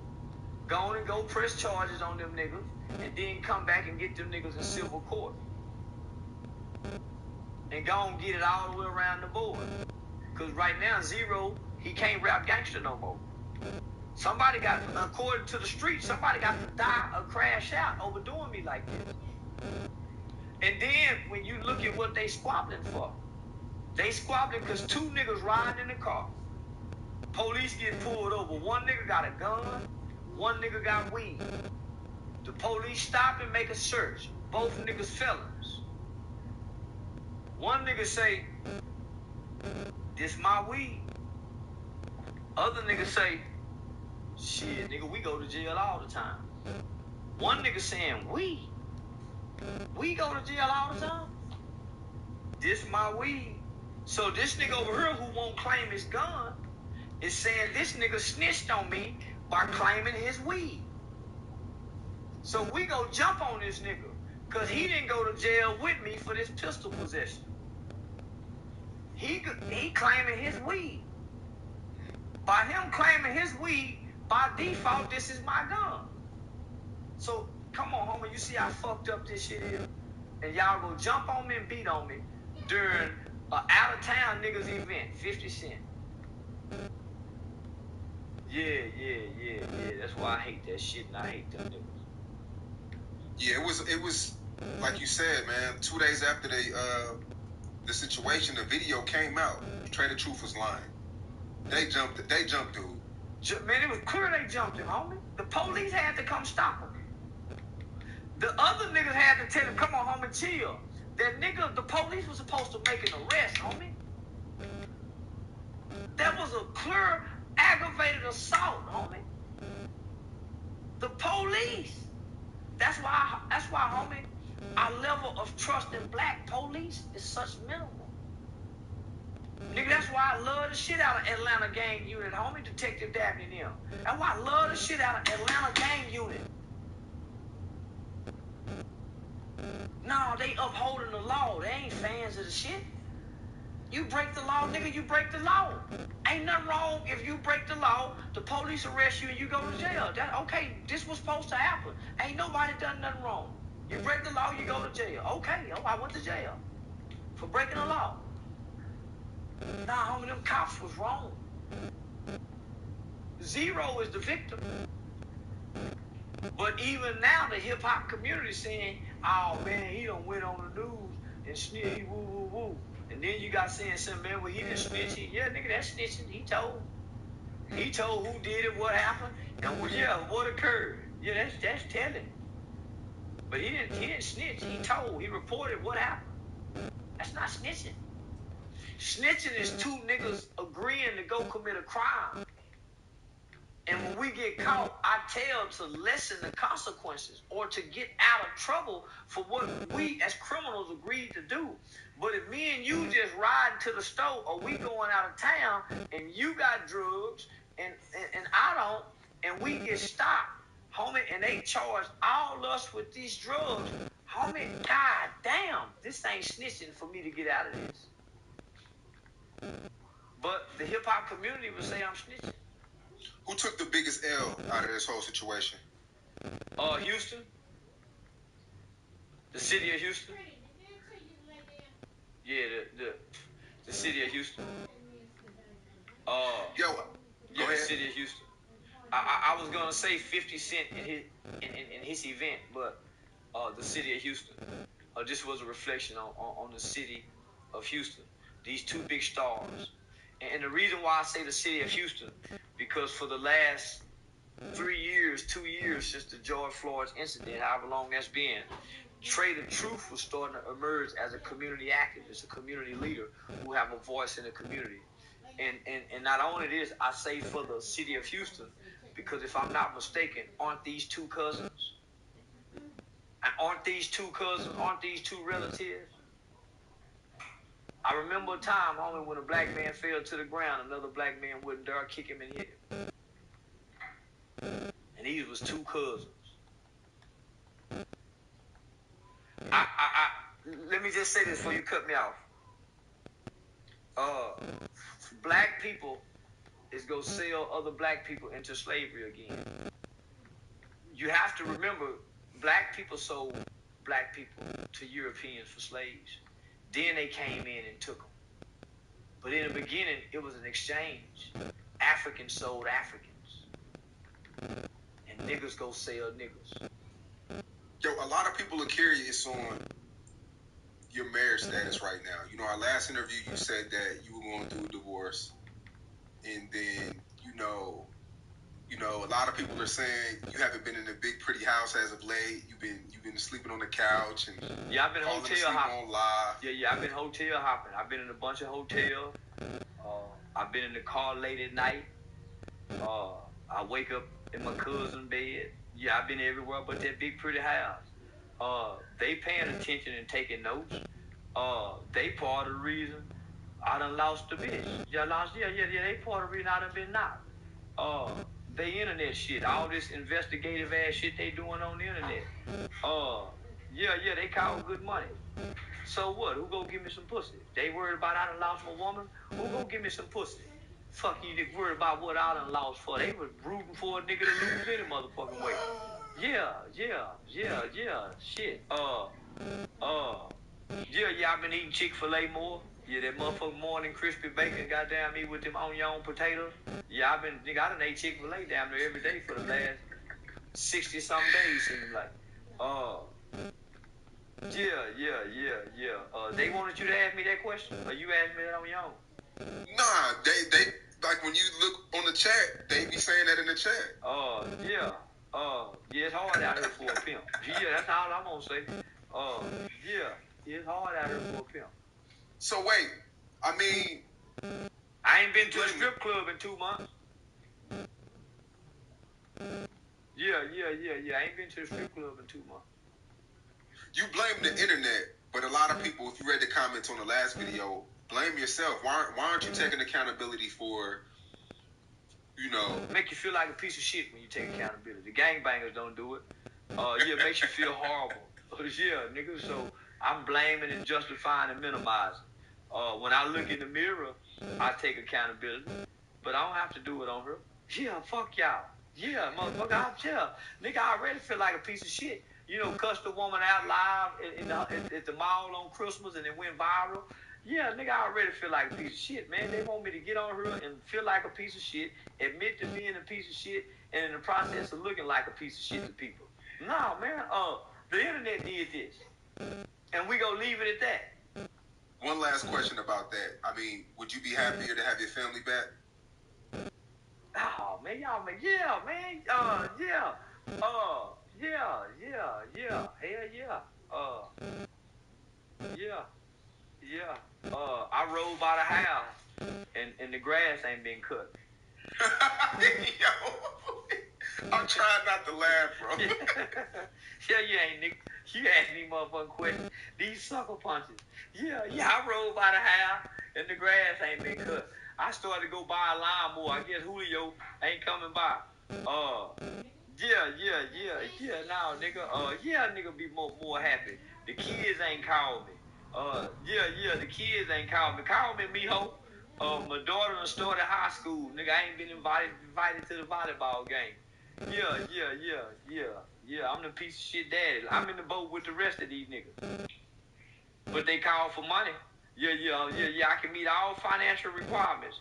But yeah, nigga, they don't call as much no more. They might be sick of my celebrity shit. Yeah, they might be sick of my celebrity shit. More money, more problems. Yeah. And now everybody's saying, you live right now? So yeah, they thinking niggas are walking live. Yeah. Yeah. You live right now? No, man, fuck I'm gonna be live for right now. Oh, okay, I'm just making sure. Yeah. But nah, nigga, more money, more problems for real. Is there any changes you want to make next year to, you know, be more of a family oriented or? Well, I'm finna try to I'm finna try to go into politics on me. So that's gonna be a big change. I'm finna get serious. I've been bullshitting and having fun for the last 2-3 years, but now I'm finna really get serious. So you know, when the seasons change, your tune change. I pretty much accomplished everything that the character can accomplish. You know, now I got the opportunity to do comedy. Nigga get movie roles offered. Now people are more or less wanting to see the man. Since I assassinate the characters of so many images and personas, people saying, "Well, why you hide behind your character? We want to see the man." So yeah, I'm finna come from behind the character and expose the man. And part of exposing a man is nigga marriage got fucked up, and being able to truthfully answer those questions. But yeah, nah, homie. All men work to have a family. When you're a great man, and at some point, nigga, all great men drop the ball with their family. It's a bounce back. Now, you're not the only person that has lost their girl over these past couple days. Dirk and India fell out, and I seen you were trying to comfort. Yeah, I'm trying. I don't want to comfort Dirk. Yeah. I want to comfort India. Yeah, I think me and her going through this process. I think we got a lot in common. That where we can become good friends. I ain't trying to sleep with her, none of that. Just good male companionship and female companionship. That's all. I think we'll make the best of friends. And I understand sometimes the friends get more than the boyfriend. Yeah. So now I just want to offer comfort to her and tell her I want to apologize on behalf of all the low down dirty niggas like me and Dirt. Yeah. I want to apologize. We feel hard. We feel horrible at the end of the day.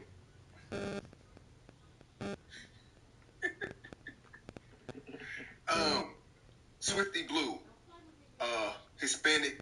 Yeah, little short fat Mexican. Yeah, little short fat chubby Mexican say he don't want no nigga. He don't want to sign no nigga label. He don't want no pork chops. He don't want no black titty in his mouth. He don't want nothing nigga. You respect that? I respect that to the ultimate. Each with his own kind.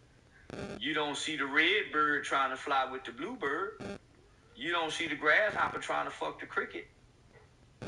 Yeah, no, nigga, you don't see the squirrel and the rat running up a tree together. Nigga, you don't see, no. We the only motherfuckers want to join the Mexican label. Yeah, we the only motherfuckers want to go to Mexico and get the dope from the Mexicans. No, the Mexicans really don't want to get a dope to the nigga. So now, man, Swifty Blue was a reality check for all these niggas and all these Mexicans who rock with the nigga Mexican. I love essays to death, homie, but I love the essay vato Mexican. I don't like the nigga Mexican. No, I like the little GM Mexican. Goddamn me. Yeah, my little partner GM that put me in the Mexican video, and I was bouncing around and didn't understand a goddamn thing they were saying. And he had me at a Mexican construction site with the Mexican boss Jefe out there. And all he did was smile because he couldn't speak English. Don't nobody like that nigga talking Mexican. So Swifty Blue didn't do nothing but give these niggas a reality check and let these Mexicans know rap in Spanish. Peso. Yeah, rap in Spanish, nigga. See how well you can do with your own people. Right now, Mexico down off in Chihuahua is waiting for a goddamn Mexican with that paisa swag that can talk that motherfucking rap talk in their language and can rap in none but their language. That they waiting on that kind of Mexican. So now, man, shit, nigga. So I'm with Swifty Blue. Cause them niggas gotta get with that shit when they go to jail. So if you if you go get with it when you go to jail, nigga, come out here and stay with it. Well, my thing is, you say the N-word in your music, but when it's time to really do business with us, you don't want to do it. Swifty Blue say nigga? In a few of his old records, yes. I heard he doesn't say it no more, but he says the N-word. Okay, well, this what it was. Swifty Blue started out being a nigga Mexican. He done went to jail, and he done been checked. Because when you go to jail, they go check you. No, you vato essay in jail. Ain't nothing wrong with correcting your wrong. There's nothing wrong with growing. If what I used to do, if what I'm doing today is better than what I used to do, how am I wrong? So if most people go back and look at your past, well, you used to be a gang member. How can you speak against gang members? Well, I've grown. Well, you used to say nigga. Well, you don't say nigga no more. I've learned better. When you know better, you do better. Now I know Mexicans don't claim to be nigga. So, it sounds like he's been enlightened. He's had an awakening. And that's okay. Is he saying something wrong? No. If you're a Hispanic and you sign to a black label, how can a black label market your talents and gifts unless they market them to their culture? It wouldn't be no different than Pooh Shiesty signing with Selena record company. How they gonna market him? In what areas? In what ways?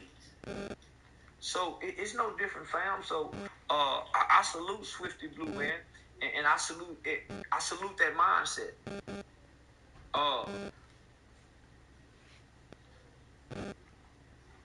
There's nothing wrong with hating something. There's nothing wrong with hating somebody. It's what you do with that hate that make it wrong. Meaning your actions. Are you acting out of that hate? That's what make it wrong. But you got every right to feel hate. You got every right to feel anger. You got every right to feel love. You got every right to feel happy. You got every right to those feelings. As far as racists, a hateful racist, it's nothing bad with being a racist. It's the hateful racist. There's nothing wrong with Mexicans want Mexicans to be the best. There's nothing wrong with whites want whites to be best. There's nothing wrong with blacks want blacks to be best. It's do you hate people while y'all trying to be the best? He didn't sound hateful saying that. Nah, he didn't sound hateful saying that. 21 Savage got a lot of backlash for telling people to put the guns down. And that's all he really talks about is guns. Violence. Savagery. Yeah, that's why didn't nobody listen to him. Yeah, that's why didn't nobody listen to him. A lot of children don't believe in God because their parents talk to God talk, right? But then they saw their parents still getting high, still sleeping around. They never saw the parents make any changes. So when the kid grew up, they believe God ain't real. They believe that shit they parents were talking about God is bullshit. Because they never saw God change anything in the person who was talking about God. So if all my lyrics is about killing, say, man, y'all put the guns down. Shit, my lyrics supersede that. If you want them to put the guns down, you got to start rapping about putting the guns down. They don't hear you. They don't hear them niggas when they talking. They hear them niggas when they rapping. Nobody repeats what a rapper say without the beats. They repeat all what they say with the beats. So if you want them niggas to put the gun down, go make a whole bunch of songs about putting the guns down. Then they'll listen. Other than that, they don't want to hear shit you got to say, nigga. Yeah, motherfucker. Yeah, man. Oh yeah. Before we get out of here, you got 5 different phones. Yeah, I got 5 different motherfucking phones. Nigga. You getting that much money? Yeah, I love make money. You the one predicted I'll be a millionaire, homie. You wasn't wrong. You predicted that, homie. I told you, man. Say, listen, check this out. Whatever big tech it is, they don't want me to make no money on no platforms. So think about this, my nigga. None of my social media platforms are monetized. But nigga, I eat like a motherfucker. From wearing clothes to booking fees. Homie, I just signed an exclusive deal with a CBD company, a hemp company, homie, the Weed Spot in the heart of Dallas for to open up 4 more locations. With my own syrup drink. My podcast, we haven't uploaded any new podcasts, homie. I've been getting just money off that, just sitting in the bank from Buzzsprout, different streaming platforms. My clothing website. I was forced to learn how to eat off these platforms outside of the monetization of Google. And now I'm BMI ASCAP published, homie. So I get, and then I'm published in all 3 categories. So from TikTok to Instagram, I get publishing checks now. Nigga, this is good. And then I'm giving back. So the things that we do together, every city I go to, homie, I find somebody who's not a celebrity, and I sew into somebody everywhere I go, homie. So, I think I'm doing what's right. Most and I'm reaping the rewards for it. You know, the next time you do one of your events, I do want to go talk to the kids. That's something that I enjoy doing. I got 3 real big ones, homie. So, we got a high school in Austin. We got another high school with like 500 to 600 kids in Atlanta that I'm booked for like November the 5th. We got another school in North Carolina. We got another school in DC. So thanks to Say Cheese TV, man, when I walk in these schools, man, them kids go crazy. Yeah, thanks to Say Cheese TV.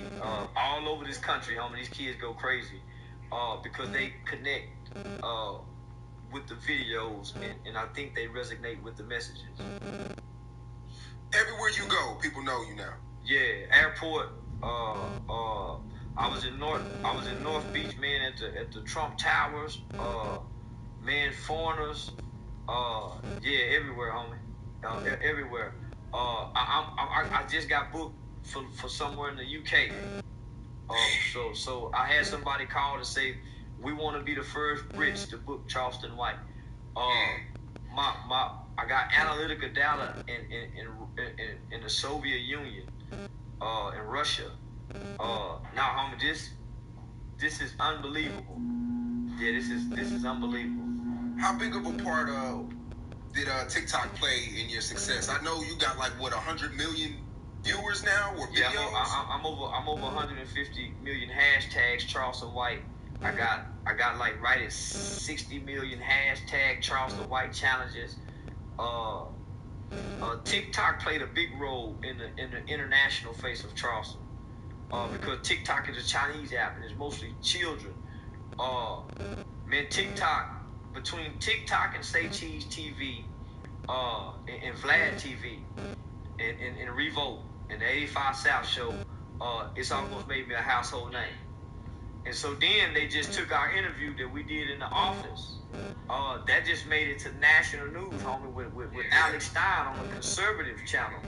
Yeah, we posted that on Say Cheese. That went crazy. And so let me show you what happened with that. So many people are watching, homie. This Charleston White effect is a motherfucker. When you posted that, they saw the response. You talking about over 500,000 views, homie, and they was watching the comments. So, man, they called back today, man. So you just got me another big booking. Wow. For a big show, for a real big show. So, they watching our interactions, homie. Yeah, that's dope, man. You know, I remember at the beginning, a lot of people, they didn't see your direction. They thought you would have fell off by now. But I think people underestimate how smart you are and how you transition with the times. Yeah. I'm nothing but a mere reflection. I'm literally, homie, reflecting the culture, because this ain't me. Nigga, I don't act like this. I'm reflecting the culture back to the culture. Fuck you, bitch ass nigga. Fuck them old dead ass rappers. Fuck they mamas too. We talk like this in the lyrics, homie. We talk like this on the street. Shit, nigga, I smoked that nigga mama, that nigga. So we talk about nigga. ESTG got a song talking about nigga. I thought about killing his kids. You see what I'm saying? So I'm reflecting the culture. I learned to do this as a kid. So meaning, if my mother sent me to the projects, to the projects where they fighting, I act like them. If my mother sent me to the Boys and Girls Club in Arlington where they didn't fight and played ping pong and foosball, I acted like them. So I reflect whatever environment that I'm in. So if you a sheep, I'm a sheep. If you a lion, I'm a lion. I'm a reflection of what's before me, and that's been my survival skill, homie, since I was a kid. And I'm pretending. So I can go pretend to be a lion, but nigga, I ain't no motherfucking lion, but I can be one to survive.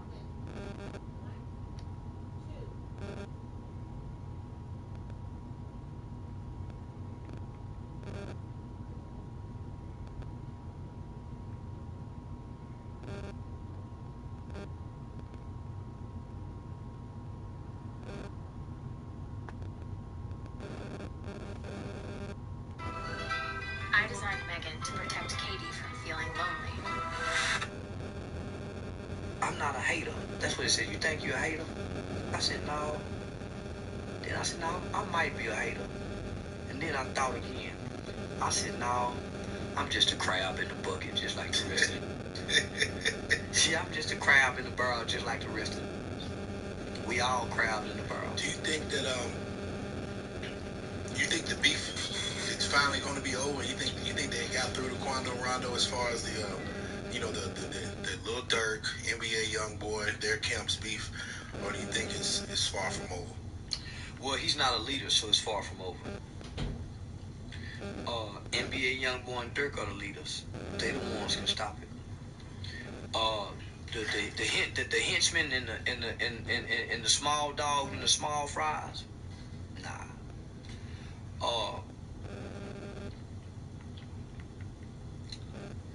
Nah. I think what he'll do is he'll go join another group, become a part of another group. Because if he don't, he's isolated. He's isolated on that island. And that isolation, all type of things you whisper to yourself that creates distorted thoughts, right? You start feeling shame.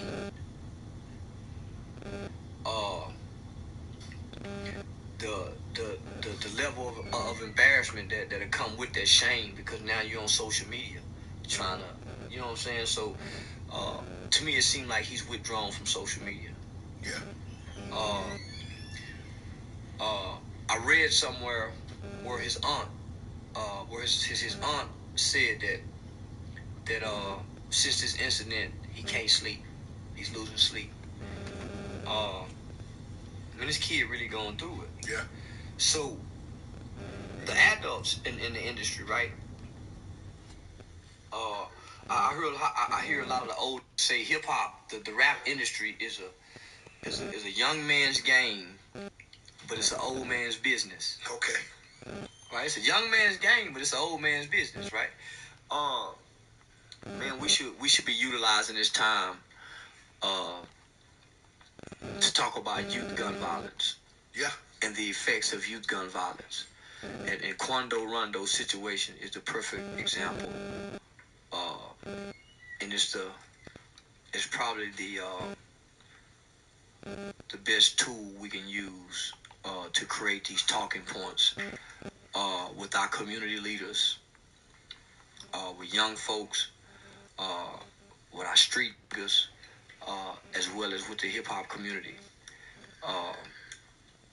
Everybody have to come to the table now.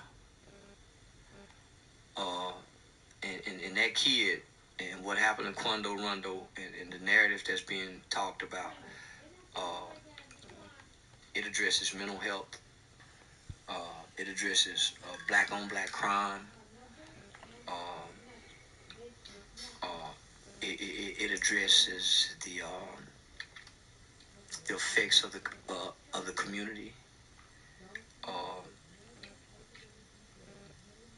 gang violence, youth violence, gun violence, all in that one incident. Yeah, it does. So I challenge and call on the hip hop community's leaders. All them motherfuckers just like talking and jumping on them podcasts and radio shows during the No Justice, No Peace, the Baltimore Fergusons, the George Floyds, all them motherfuckers who got a voice that's talking in, they should be talking now. LA gang members should be shamed right now. The Crips and Bloods should be shamed right now in the black community. At this point, they should be despised.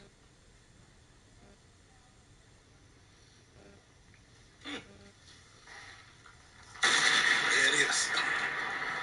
I know y'all were looking for some funny shit, but I'm burning out on funny. Hey, man. I've been funny all day. Yeah, I'm letting my hair down. Let's talk and drop game tonight. We talking real shit. Yeah, we stepping on toes and elbowing and all kind of shit. We ain't saying excuse me.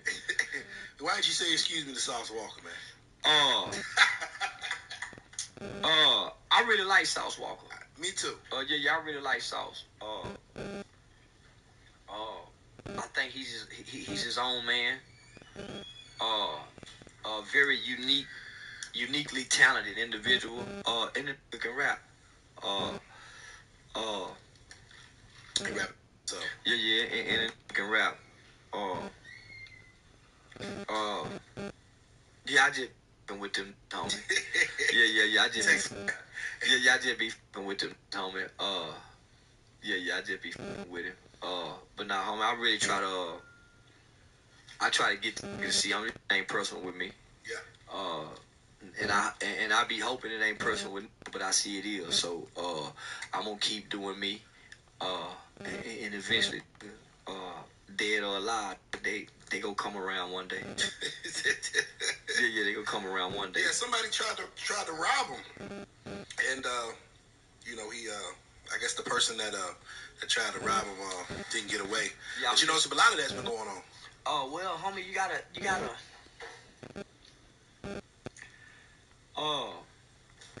How can I say this? Everybody. When I was staying in California, homie, I used to wake up looking at the news, and the shit that used to happen on the news, I would be saying, man, this is movie kind of shit. Wow. They'll kidnap a celebrity and hold him for ransom in California.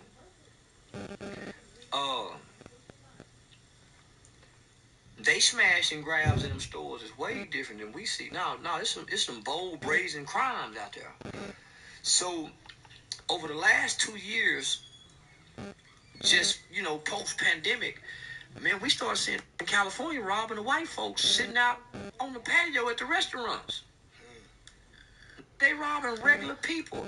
What make the rapping niggas think they can go out there? Man, listen, I live there.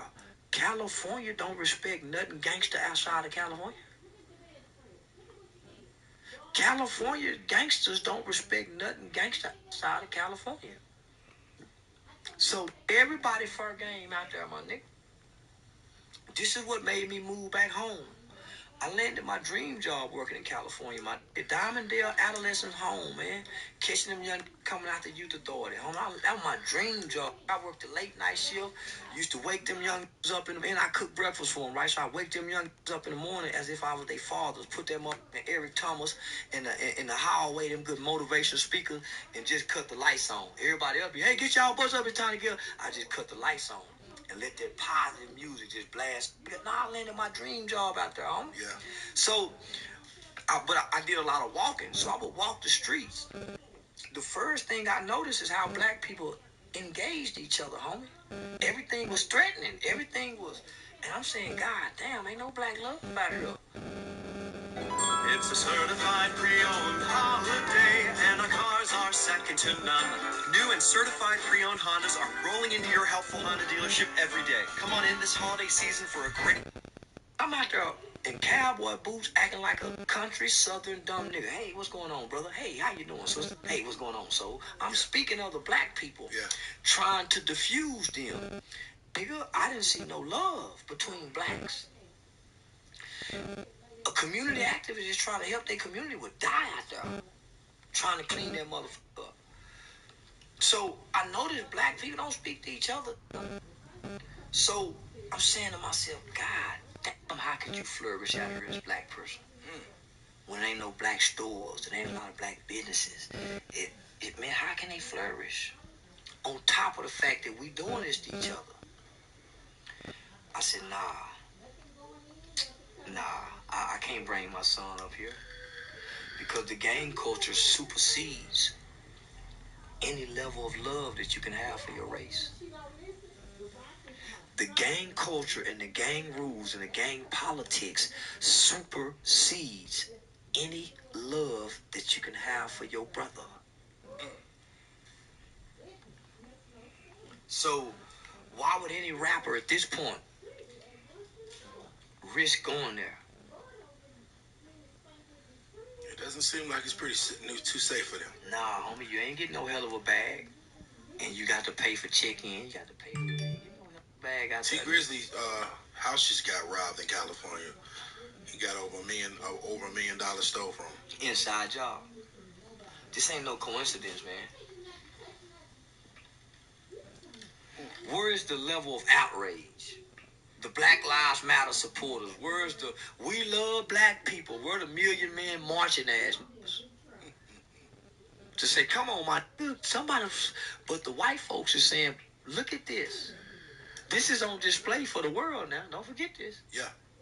All of these acts and murderous acts that we putting against one another, homie, this is on display for the world.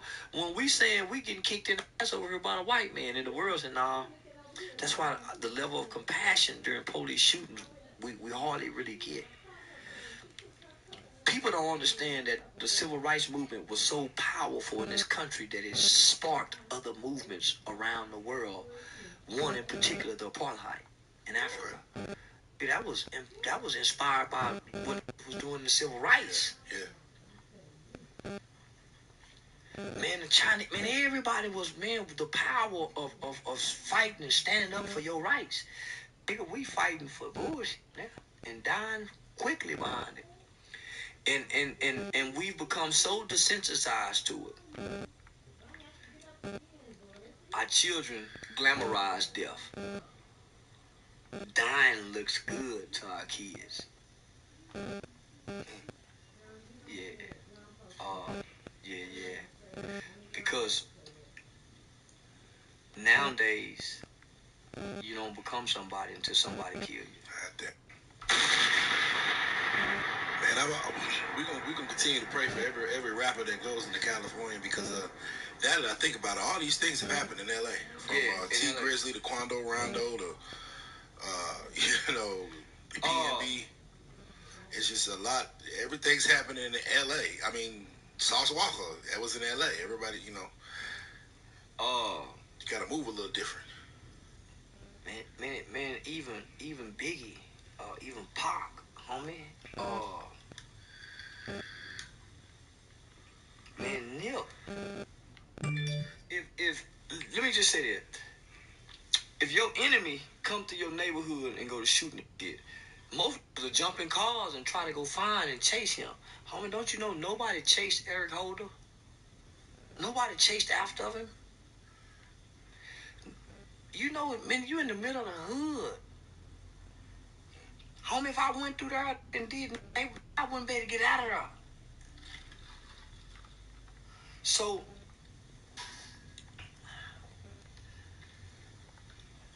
nobody is speaking out on the fact that LA is murdering rappers more than anything. And this ain't got nothing to do with beef. Man, these are almost unprovoked murders.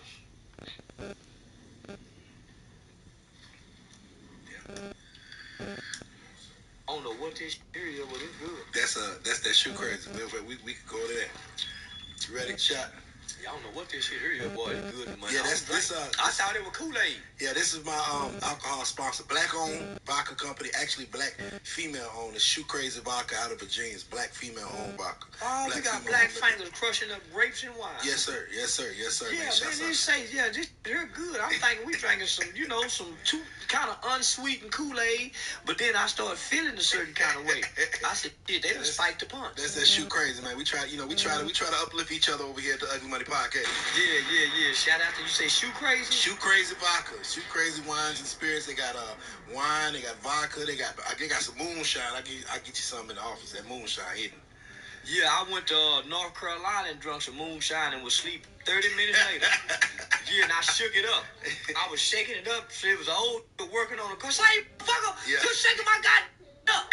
I said, I was school. I thought, man, get that guy. He got mad, the mother. China Red over here trying to get me drunk on that Shoe Crazy. Yeah. She steady filling them up, and now I'm drinking too. Yeah, man. Hey, man, let's talk on some lighter notes, man. I recently heard you made a phone call to Lil Durk's ex-girlfriend. It's India. Yeah, I just want to let her know she can come spend the night with me, and she ain't got to worry about nobody breaking in the house and got to shoot. Yeah. Then I understand. She needs somebody to vent her frustration to, and remind her that he a low down, dirty motherfucker, and he ain't worth shit to do her like that. Yeah. That's what she need. She needs to spend time with Charleston. Yeah. I ain't gonna try to. You ain't gonna try to. Not right now. You ain't.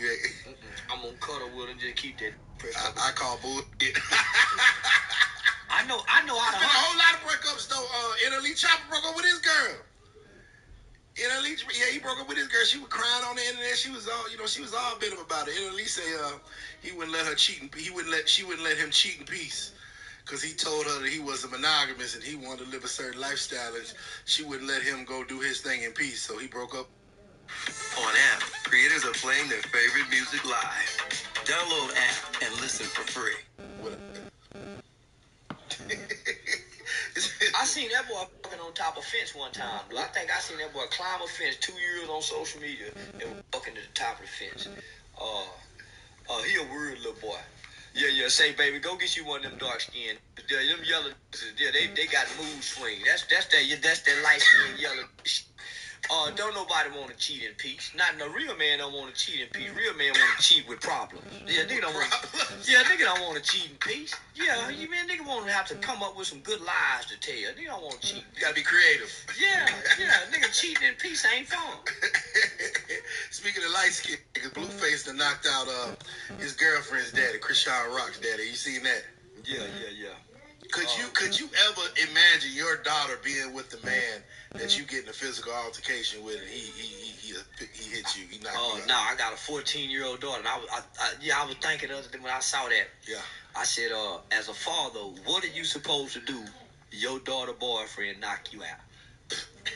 As a father now, because we normally don't know. What are you supposed to do? What are you supposed to do? Kill him. That ain't your daughter no more. That ain't your daughter no more. You ain't Superman no more. You supposed to forever to the day you die remain a hero to your daughter. Man, so what if he kicking her ass? She can't feel safe to call daddy no more. No, man, they got to do something to that boy. Him and his brothers, him and his wife. But they got to do something to Blueface. Yeah, man, boy, shit, no, I couldn't imagine. Me and my go get that. No, man, I don't advocate violence. Yeah. But, yeah, my daughter boyfriend knocked me out. That ain't my daughter no more, man. God, I'm sitting there trying to process this. Besides. Well, I seen her swing at her daddy and try to push him back. If you go back and watch that video, she wasn't trying to grab it from. No, she lunged toward her daddy. So, yeah, no, man, I'll get that nigga. Yeah, some kind of way I get that. He ain't there. He done He got to pay for it. me and my son, somebody, we gotta get that. Man, I ain't daddy no more. No, man, that's some fucked up shit. But daddy was wrong for swinging at that nigga. Yeah, facts. Yeah, your daddy was wrong for swinging at that nigga. And since daddy was wrong, daddy might well go and throw his life away, man. You done got knocked out in front of your daughter. Now that nigga do whatever he want to do to your daughter. And he gonna feel like he got the right. Yeah, that's why I knock your daddy. I call him again. I knock him out of every argument. Bitch, call your dad again. I knock him out again. Fuck about you calling your dad. He can do how he want to do it now. Got a point. Yeah. No. I pray to God that don't ever happen to me. Me too.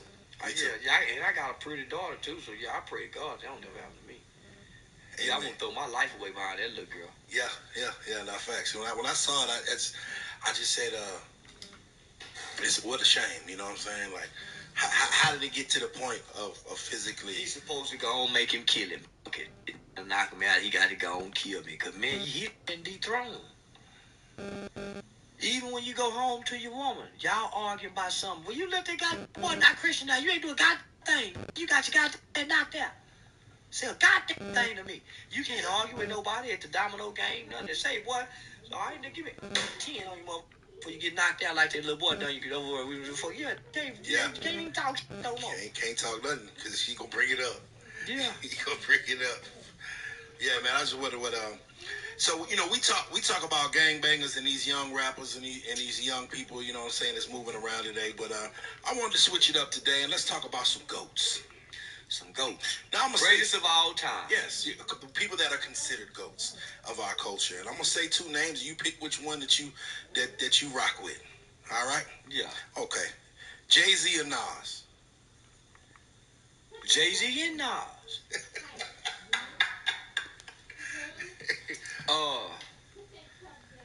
Yeah, both them some goats on me. And I don't like neither one of them. Yeah, I don't like, I was a Tupac fan, homie, so I was the dumb kid that took sides. Okay. And so, because I was so emotionally and personally invested into rappers as a kid, I went with Pac. So I never listened to Jay-Z's music. I never took on the Nas. Never took on the Wow. Because I was a Pac. Yeah. But as a grown man, when you look at the accomplishments of these two guys and where they came from, and who they evolved to become and who they are now, yeah, them two are the greatest of all time. Respect. Yeah, so let me give them flowers where flowers is due. Already. Okay, I got another one for you. Diddy or Suge Knight? Diddy. Why Diddy? No matter what rumors surrounded the young man, he was a young man that understood position, relationships, and power. Okay. And he took that and almost made himself a billionaire. All from being an intern. Definitely took advantage. Took advantage of the internship, and then having that hustle spirit to throw parties, right? At the college he went to. That's what made him. Yeah. Into what he is today. So, drive, hustle, and opportunity made him one of the greatest of all time. Suge Knight flopped and fumbled. Suge Knight had the same, if not similar, background to Puffy. Yes, sir. Suge Knight went to college, played football. He was a party guy. He waited till he got $1 million to put on a red suit, take a picture with a cigar in his mouth, and be Paru. He wasn't Parufo then. Wow. So yeah, his cousins and them was. So he waited to get the money to play gangster like what we see today. Okay. Yeah. He was the first one to do that, by the way. Yeah, he was the first one to get the money, then start playing gangster, and then crash out. Jay Prince or Master P?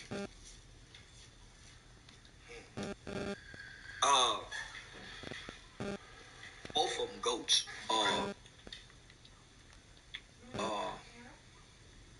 man, Jay Prince is a mogul, or it's a black mogul. You know, you got real estate moguls. You got, yeah, he's just a black mogul. Yes, sir. What he put together with, you know, with his mind, man, you know, they got mob ties. Yes, sir. And he got some power. You can't take lightly what he's done and what he's been able to do without being assassinated. And what I mean by without being assassinated, his character never became in question. He never been caught with a woman. He ain't been caught up in the tabloids and the scandals. That's one of the greatest of all time. What Master P did, it's hard to pick one over the other because they both accomplish the exact same thing. Yes, sir.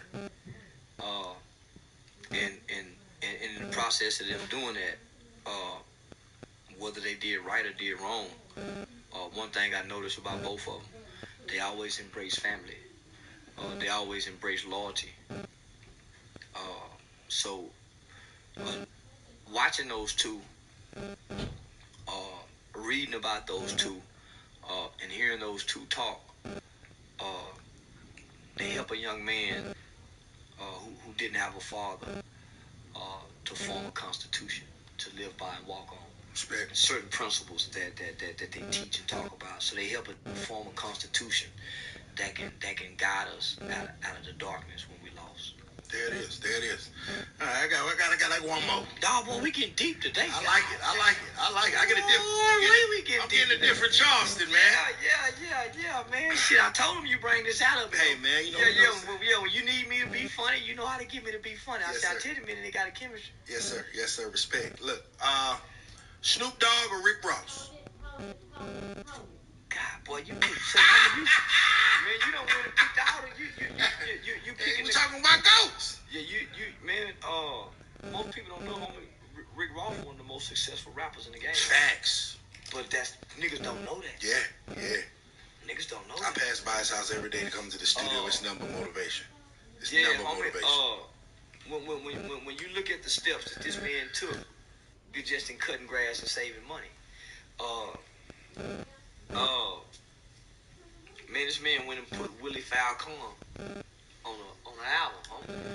I know Willie Falcon. He know Noriega. Yeah. Nah. That's some good shit, homie.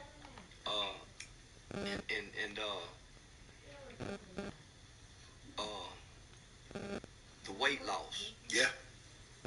Bouncing back from his medical conditions. Changing his lifestyle, his eating habits. You know how much strength and wherewithal that take as a man. Yeah. Who got money with habits. Yeah. Yeah, man, salute. Snoop Dogg.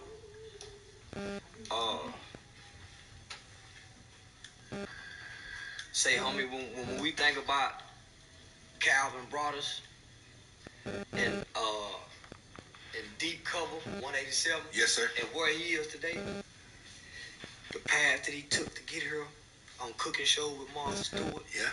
Man, that nigga one of the coldest niggas ever. He one of the coldest niggas ever do. He cold. Snoop, I love the way that Snoop can just do anything, and it seems like he just make it cool. Say, homie, he was on television with Martha Stewart during daytime television. It's crazy. Throwing up gang signs. A known stoner. Pressing that cup against Martha Stewart. You can't tell me him and him. Yeah, they ain't. Yeah, you can't tell me Snoop ain't fuck up during one of them commercials. And man, truthfully, homie, the was one of the coldest lyricists that we heard. Yeah, facts. Snoop cold lyric. Yeah, musically, homie, that he brought cool back to rap. He brought being smooth to player when he added, not to embrace pimping and prostitution or sex trafficking or anything like that, but him adding the element of Bishop Magic Don Juan to the hip hop culture. Yeah, Snoop winning the porn. That was crazy. Yeah. Porn to Martha Stewart. Yeah. So just for him to be in the game this long, man did reggae, Little League football. Now Snoop is a GOAT. Yeah, no facts. I got one last one. Dame Dash or Birdman?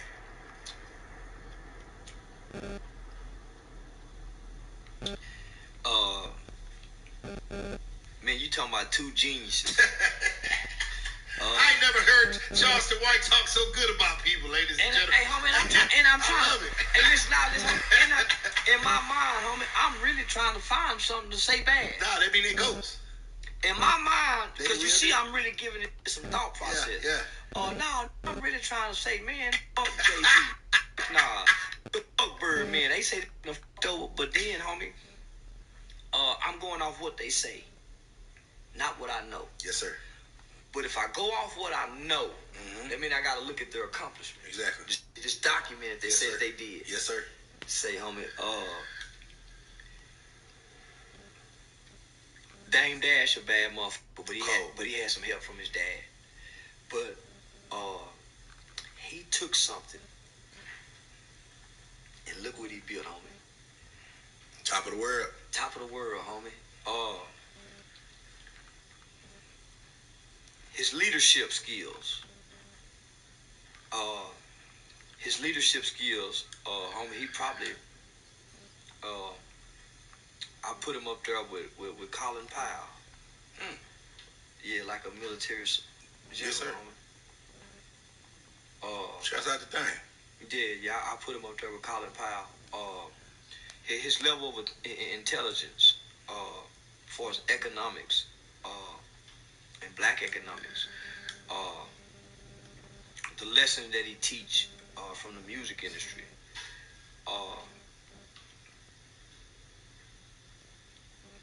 life after Jay-Z, right? Life after The Rock. This man went and tried to create a movie streaming platform that he built on his own. I think him and Kanye went into it. Yeah. For a few years, I was trying to reach out to him just to put my videos over there to him. So I started studying and paying a lot of close attention to him.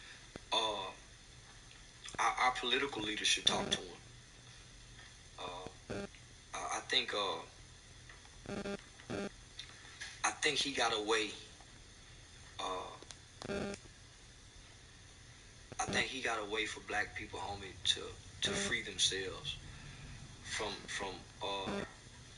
I wouldn't say the Jewish control of hip hop, but the machine control. Yeah. I think he got I think that's. He figured something out. A lot of times people don't understand that. He got something figured out, homie. That's the underground railroad. Yes, sir. To artist freedom. But because Jay-Z was uplifted by them, he has our ear because the machine got him. Of course. And we kind of see Dame as, the machine ain't got him, but nigga, if we listen to Dame, you can build your own machine. Yeah. That's what he's telling people. Yeah. You know what I'm saying? Break away from the machine. Yeah, you can build. We are our own machines. And that's what I did, homie. I didn't break away from the machine intentionally. I got shadow banned, and so I had to figure out a way how to. I can't beat the machine, but I can beat the machine if I can figure out how to get paid while using the machine, but create my own. Because at some point the machine can mute me, they can stop me, they can erase me, they can make me disappear. And I've been putting 10 years worth of content, 10 years worth of videos, 10 years, and Dame saying they can snap their fingers, but if you build your own. So he gave me that game 2 years ago, homie, and it took me 2 years to execute it. So yeah, he always be a go to my eyes. We here. Yeah. It took me 2 years. It took me 2 years to execute it. Birdman, We don't know what Birdman would be without Slim. So I can't say go. Yeah, I don't know what Birdman would be without Slim, because I know Slim is really the mastermind. He quiet, yeah? Shit. He quiet. Hey, man, I think we getting a different side of Charleston White today, ladies and gentlemen. This and it's like this motherfucker rank. That shoe crazy. And shoe crazy, yeah. It's bringing out a sweet side of Charlie. Hey, man, we gonna hurry up and get out of here. I want vodka next time. Yeah, I want vodka next time. Hey, man, before we get out of here, you got a show coming up, a comedy show coming up. October 2nd, man. Right here in Atlanta at the Uptown Comedy Club, homie. They said you can't come back to Atlanta. Oh, you lying to me? The Atlanta Police Department gang unit gave me a pass, like a hallway pass.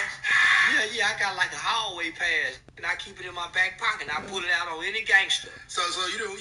I saw you was in the club in Atlanta. You ain't no gangsters pull up on you and try to do nothing to you. All of them got elbowed by the police. No, I keep the police in my back pocket.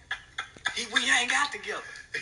Yeah, I know he crazy. He don't drink and he don't smoke and he seem like he having fun.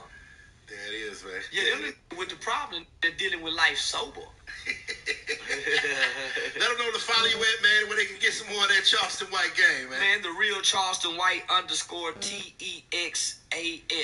Now, that's another motherfucker spell it TEXASS, and they f***ing over me because Instagram letting them be at the top and me at the bottom. But, man, make sure y'all tune into that podcast, man, the game-related podcast. We bringing it to Atlanta real soon. Let's do it. You can follow me at Ugly Money Nietzsche. That's Ugly Money NICHE. Remember, the bigger the dream, the bigger the risk, the bigger the payout. This has been the Ugly Money Podcast with Charleston White. Did you ever feel cute when you was a kid? Still ugly.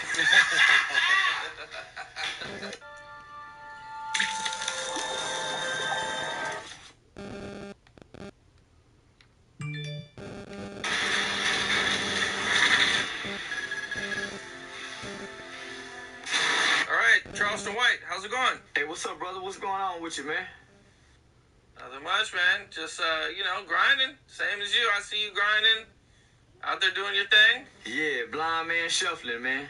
Blind man shuffling. Yeah, it ain't no instructions to it, man. You just, boom. You just go to popping and you got to try to maintain the buzz. That's it, man. Just keep it going, bro. Well, we'll get right into it, man. I think the biggest news we got in hip-hop recently is FBG Duck's alleged killers were arrested yesterday. Did you see that? Yeah, man. I actually talked to his mom when I saw it trending on social media yesterday morning. I gave Mama Duck a call, man, and talked to her. Just to give her a warm embrace. She just lost her brother. She done lost several children. So I think this can be some rewarding news. For a mother who want answers and want justice as well. So yeah, I hollered at Mom yesterday. Okay. And what did you personally think about it when you seen it? What was your first reaction? Oh man, everything that's done in the dark go come to the light. For those that know, we hear the drops in the song. We hear the clues. We hear the puzzles that these rappers put in their songs.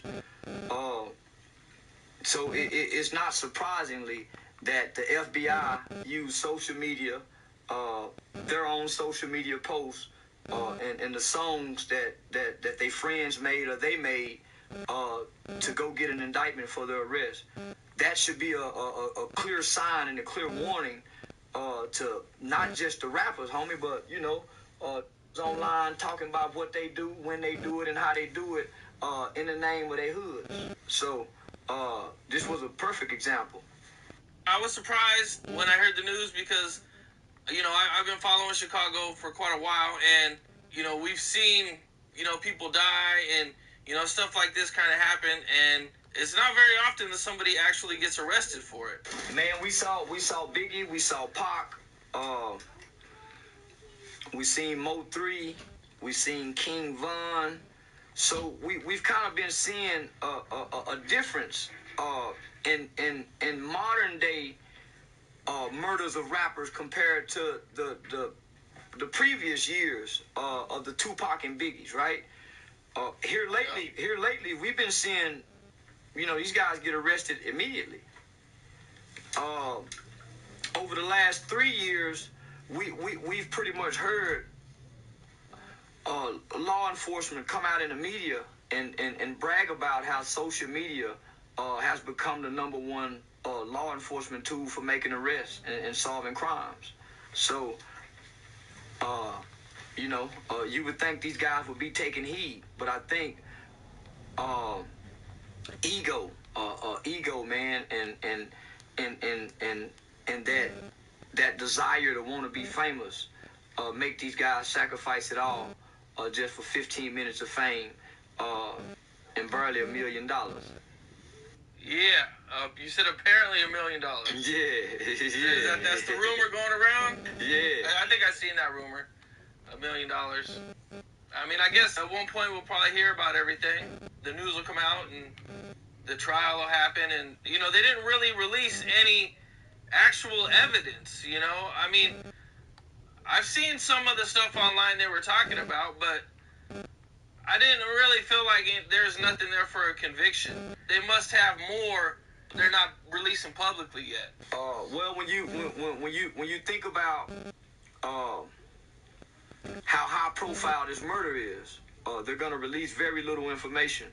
When you think about how high profile the defendants are and who they're tied to in this crime, and then when you look at the history of Chicago, they have to kind of keep this somewhat secretive, right? To protect the case. But just put that to the side. This is the United States government, the FBI. They have a 98% conviction rate.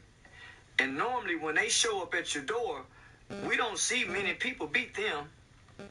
So normally they dot all their I's and cross their T's when they come out, champion, we got you. And so I'm gonna bet on the government. I've seen a lot of people talking about the 98% conviction rate. I've seen a lot of people mad that they were arrested, a lot of people happy they were arrested. Man, it's just... Well, let me just say this. Who would be mad that they got arrested, right? People keep forgetting. Being gangster, being street, it comes with jail. Gangsters ain't never mad about going to jail. That's you can't get no stripes. You can't get your stripes if you don't go to jail. What's the first thing they gonna tell you if you ain't never been to jail? Man, you couldn't have made it on the yard. So gangsters die and go to jail. Gangsters get robbed. Gangsters get shot. So when these things happen to somebody that's playing the role of a gangster, then who should be mad or sad?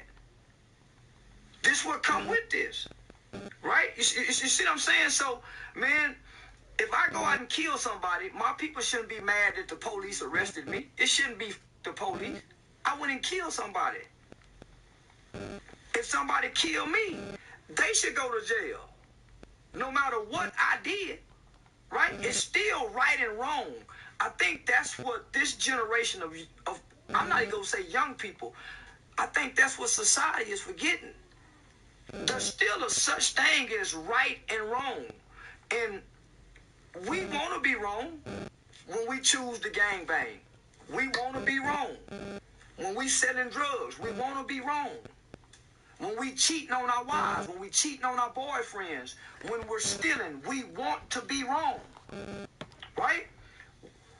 We can't justify that wrong just because we want to be wrong. So if we do wrong, man, I'm wrong. Yeah, man, you wrong. Go do that time, lay it down. We go send you some money. We go take care of the kids. But no, nigga, you got to go do that time. It's called paying your dues. It's called being held accountable.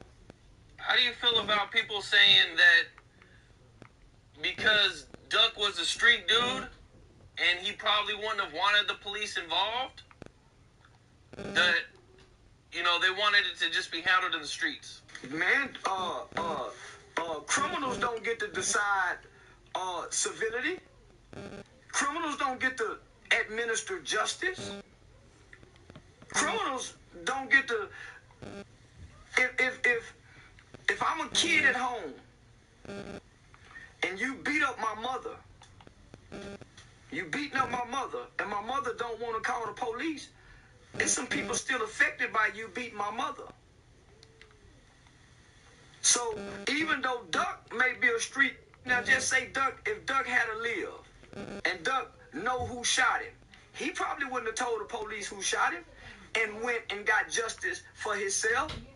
But if the store cameras caught the people who done it, if a witness at the store across the street saw who done it and got a license plate, now even though Duck may want street justice, the law still has to administer some punishment because we have to deter crime.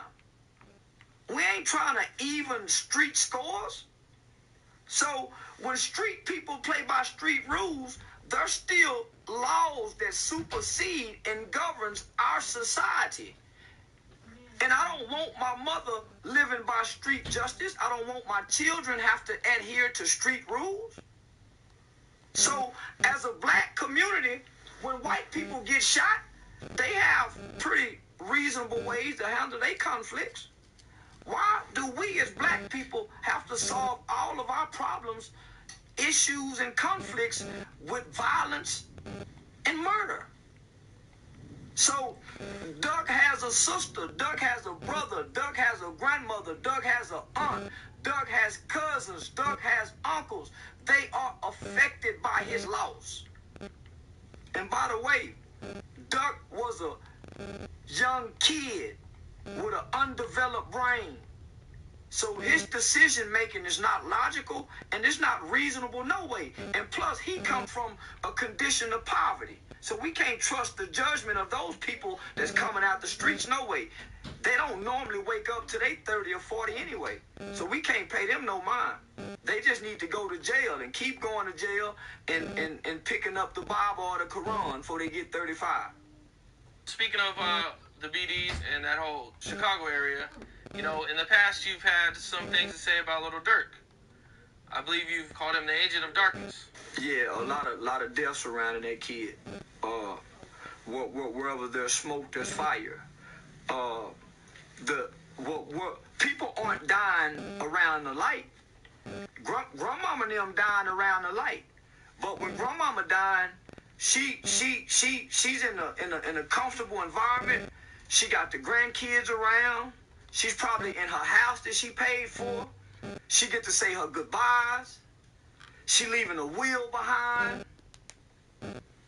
Grandmama get to die in comfort. We get to see them exit at ease. Who want to die like they dying? Like, who want to die like the people dying around Dirk? You snatch from your children. Your kid's 2 years old. They will never have a memory of you. Who want to die like that? No, man. So it's not. I'm not. And I probably never said this publicly, homie. So you getting some raw shit. It's not that I'm attacking the individual. I don't know the people. I don't know whatever Dirk's real name is. That's who he is as a person. We know him as an artist. He come out of artist role. Whenever the camera go off, whenever he get back in his Sprinter van with just his core members of his management team, that's not Lil Durk. So I'm attacking and assassinating the image that Lil Durk is to our people. I'm not attacking that man. The past year has been quite a roller coaster for him. You know, I mean, his brother was killed. King Von was killed. I think somebody else close to him was also killed. But at the same time, he's like one of the biggest artists, not even just rappers, like one of the biggest artists in the country. Robin Williams killed himself, and he was one of the biggest comedians in the world. Yep, I remember that. Fame, fortune does not fill the void on the inside. Fame and fortune does not take away the pain. Didn't you see DMX fall to his addiction? When you reach the levels of fame and success, your demons don't go away. Your childhood issues don't automatically just become resolved that you've been struggling with all your life. Whatever trauma that you've gone through life, it just don't disappear. So, you know, the money typically magnifies the habits, the addiction. So, a lot of times when they reach that level of success, man, they still be chasing a void that we don't know anything about until they biopic come out. Akon came out recently and said that rich people have way more problems than poor people. So even though he's the biggest rap artist in the country, to him, he's just himself. And let me break that down for you, right? When you're on the shitter, your fans ain't in there with you. When it's just you on the shitter, it's you, your mind, God, whatever problems you having. When you lay down at night to go to sleep, your fans aren't with you. So you thinking about your brother. You thinking about Vaughn. It's easy to smile and perform when the music on. Man, I'm out there 45 minutes at the most probably at a concert. An artist is probably out there an hour tops. What about when the lights go out? So that's when a lot of the problems occur, but we don't get to see that part of these entertainers, these people. We just embrace the character that they give us, and we enjoy the character, and we never try to figure out the man behind the mask. Yeah, I mean, I hear you, man. It is entertainment at the end of the day. You know, they got to put on a show. They got to get out there.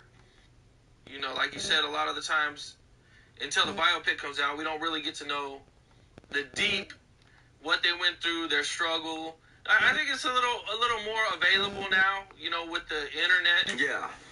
You know, people get to see things, then people do interviews, they get to know people a little bit better. But let me just say this. And this is just to make note of something. Throughout all that happened to Dirk over the last year, it's two things that he's done that tells me he's growing, he's evolving, he's changing. He came out and publicly said that he won't be dissing no more be talking about smoking Tuka no more. He made a public statement and said, I won't be doing that no more. Secondly, matter of fact, it's three things. Secondly, he came out and I think he said he's finna get married or something. He gonna try to be a family man. So he came out and made a public statement. And then thirdly, here recently, he just said he finna go back and get his high school diploma. So his tune is changing. So that come with maturity, homie. That come with growing up. If Martin Luther King would have died at age 25, he just would have been a Southern Baptist preacher that none of us would have heard about. If Malcolm would have died at 25, he would have been a prisoner, inmate, a street thug. Tupac died a street thug at 25. They didn't get to grow. They didn't get to evolve. So hopefully, man, we get to watch him grow and continue to evolve. And we don't bury another one. Yeah, I mean, I hear you, man. I've heard a lot of people worried about his safety, especially after recently he had that attempted home invasion. Yeah. Where I'm assuming they went there to kill him. And shout out to his woman. She shot it out with him. Yeah. That's what I like. Yeah. That was great news to her. Yeah, I love homeowners protecting their home legally. Yeah, you know, from what we know, everything was legal. And, you know, when somebody's willing to come in your home and you live in a gated community, you know, from what we've been told, they went through a field to get to his house. Well, let's just be honest, homie. He's in an organization. He's in a group. Let We just go say a group. We won't say a gang. And sometimes these groups are mafias, cartels. So anytime you're in a group, you leave yourself vulnerable. You leave yourself and your family vulnerable to the people in the groups. Because there's going to always be some discord in the group. There's going to always be some envy and jealousy in the group. And in every group, there's a Judas. In every group, there's a Judas. We just don't get to pick Judas. Jesus got to pick his Judas. If you believe the story, we don't get to pick our Judas. So until we learn the groups, man, when we go back and look at all the movies, we can go to Paid in Full, we can go to Godfather, man, we can go to all the gangster movies. Everybody in the groups cross one another. It ain't been a group yet that ain't done it. BMF, the Gravano family, it ain't been a group yet that hadn't crossed each other. So there's no honor amongst thieves. So if I'm a legit man and I'm straight up square, all the way square, but my engagement and my interactions are with street people, at some point they coming in my house. At some point, that's how the story go. We get to pretty much watch everything, unfold with famous people. I think you talked about famous people and the things they've been going through, and sitting back and, seeing them go through this, and, it's eye-opening. Yeah. That's why I try to pay less attention to famous people. We overlooking the everyday working man that can relate more to our struggles than the famous person can. You see what I'm saying? We overlooking the man that made mistakes in the beginning, but is righting the wrongs in the middle and the end of his life because he ain't famous, right? The high school coach, the high school principal that can relate to the kids at school, but he's just a principal. He's just a coach. He ain't famous. So we overlook those characters. We overlook those men. And we idolize and we worship these famous people and these celebrities. And we defend their honor. We defend their names. We defend their character. We defend their wrongs. We defend their behavior more than we advocate for the wrong of our parents. We'll hold our parents to their wrongs till they die. Something that they did 15, 20 years ago. But a celebrity, they can do no wrong in our eyes. And I find that appalling. Okay. I've never looked at it that way, but that's a good way to look at it. Already? Some other news that we talked about on our first conversation was the high school shooting in Arlington. And, for the people that are listening or watching that might not really know what happened, but, about a week and a half ago, a week ago or something, a kid named Timothy Simpkins, they get into a fight. I guess the kid has been bullied. He's been going through a lot of struggles. And on this particular day, he gets beat up really bad by a kid. Yeah. And he ends up, allegedly, pulls out a gun and shoots this dude. And I believe he also hit a teacher. Yeah. And maybe grazed somebody else. So what's your thoughts on all that? Well, if we all saw the video, right? Yep. When I looked at that video, I didn't see a fight. I seen somebody attacking another person. So I didn't see two people fighting. I saw one person sitting down and one person walking up to that person, attacking him. So I didn't see a fight. So let's clear that up. That wasn't a fight. That was a brutal attack, a brutal assault. Okay.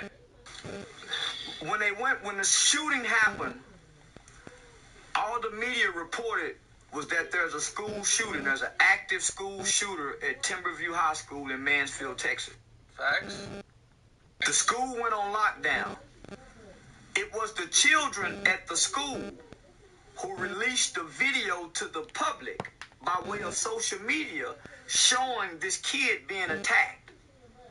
It was the children at that school who was releasing statements to the media and social media saying that this kid had been bullied. Right? So this is the information that the children are releasing while they're on lockdown. This kid had a $75,000 bond. That's a very low bond. That's a very low bond for shooting 2 people? 3 people. Shooting 3 people. ATF was involved. FBI was involved. Just so happened, October is Bully Awareness Month. That kid on Monday, and this is documentation according to the school and other records, on Monday, that kid was jumped by a gang of bloods, kids playing blood, and this is a upper echelon affluent area. This is affluent area. These ain't ghetto. This ain't no ghetto school. On Tuesday, this same kid was pistol whipped, robbed at gunpoint, and stripped of his clothes all the way down to his underwear and robbed of his possessions in front of other children while this was being recorded. So, school shooting ended up happening. Okay, and he's been charged, I believe, with like 3 counts. Yeah, 3 counts of aggravated assault. And man, you saw the beating he took. I did. That kid didn't throw one punch back. I didn't see him fight back. You're absolutely right. He didn't throw one punch back. He's never had a fight in his life. This is a kid.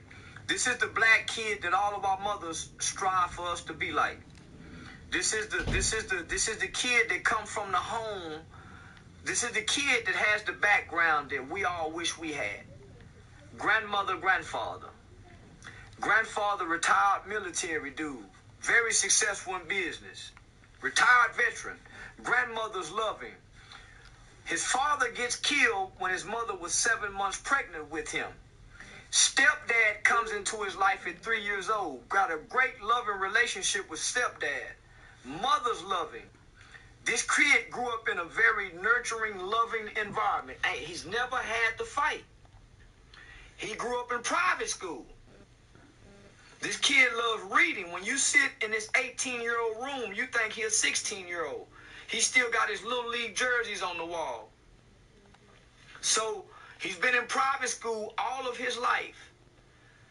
Grandfather passes and leaves a nice inheritance for the family and made specific sure by my grandson. He's a great kid, straight A student all his life, never been to the principal's office, no reports of nothing bad on the kid. He damn near like an Obama. He damn near like a little Obama. So he's in private school. He's good in football. He wants to go to public school his junior and senior year to play football in public school. Once he get to public school, they see he's a private school kid. He kind of soft. So you know how it is when you come from you know how them hood is. They go to pressing you when they think you soft. So that's what they did, homie. They been shaking the kid down. The neighbors, man, I'm talking about, it's been an outpouring of man, I've never seen nobody shoot up a school and get the support as if they the victim that got shot. I've never in my life seen that. But that goes to show you, everywhere this kid have been in life is nothing but a good report. So you see him, the other dude hitting him on blood.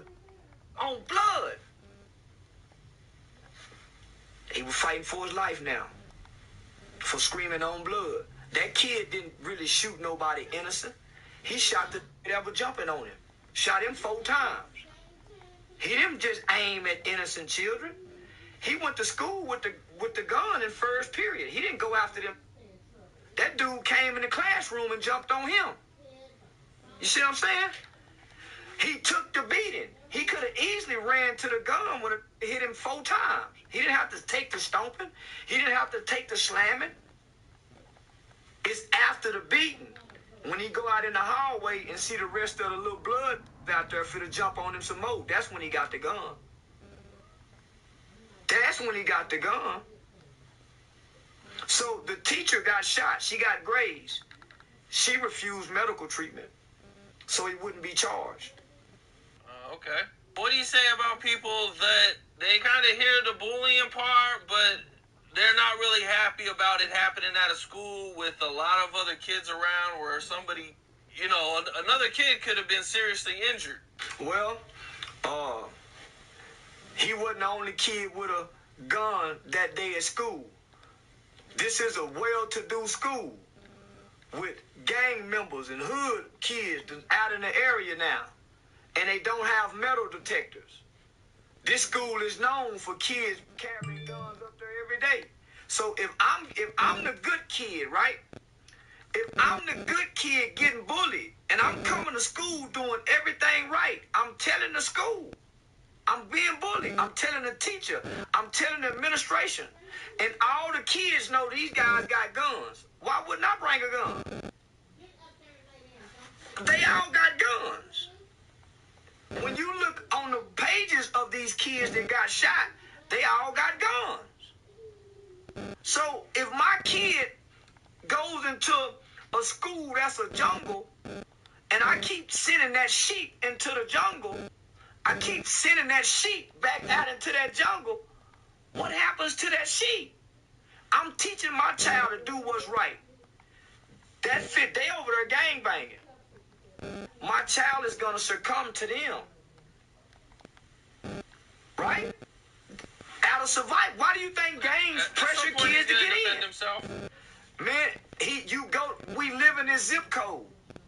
If I move into the Hoover's neighborhood, I'm a good kid. They gonna start picking on me. I'm a good kid. Any black community you go to, good children are gonna get picked on. Any black community that you move into, if you want to be positive, the black community will force you to kill somebody. They want you to get a body. They want y'all to fight. Oh, you scared? So the black people don't have conflict resolution skills.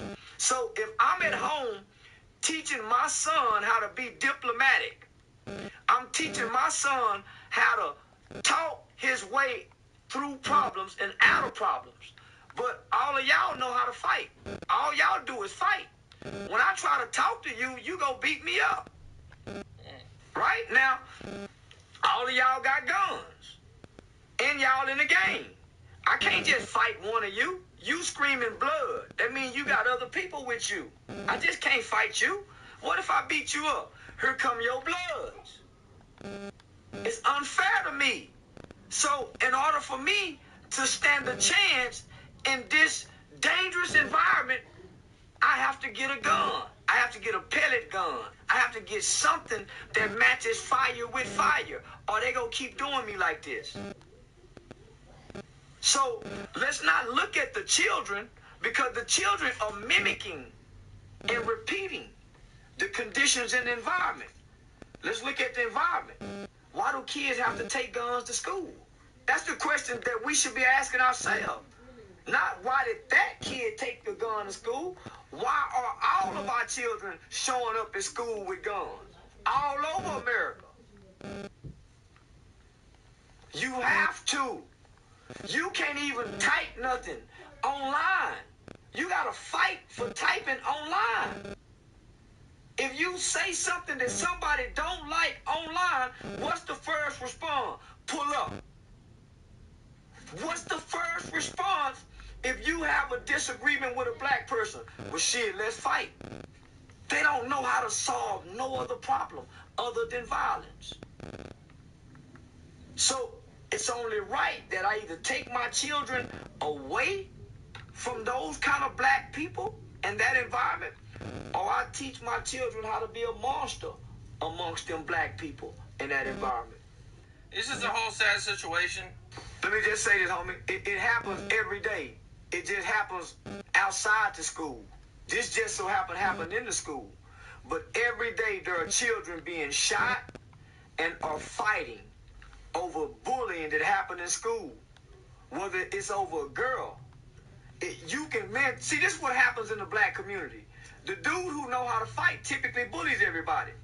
Or him and his homeboys. The nigga that got the biggest set, they the bullies. They the bullies. You can't even play basketball with on blood, on crip, on gang. They whole conversation on blood, yeah, cuz. You can't even conversate with these. So imagine our children. This is a kid who went inside another classroom with an adult in there. This is a kid. I'm sitting down doing my work. Another kid walks into my classroom. My pregnant teacher is screaming at the top of her lungs, help, help, help. Where's the help? Where's the help? Now, if a pregnant teacher is screaming help, how they know she not the one getting beat? Nobody rushed in. But all of those phones was out.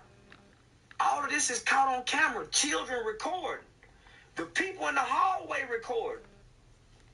But this teacher screaming for help. Where's the help? Where's the hall monitors? Where's the police? This teacher is screaming help. So, everybody hollering on blood. If I get the best of him, here come the Bloods. He bullying me, but he got the backing of the Bloods. The Bloods go back him whether he right or wrong. It ain't gonna be no Blood say, man, stop picking on him. He a civilian. He square. It's bringing the gang shit in a simple domino game. On the set, you just injecting gang shit into it. It's a bully tactic. Let's not forget the Crips were bullies. The Bloods had to form because they was being bullied. All that they had to form. So gangs have always been the sole existence of the bullies. You gotta go get out with the gang so you don't get bullied in this neighborhood.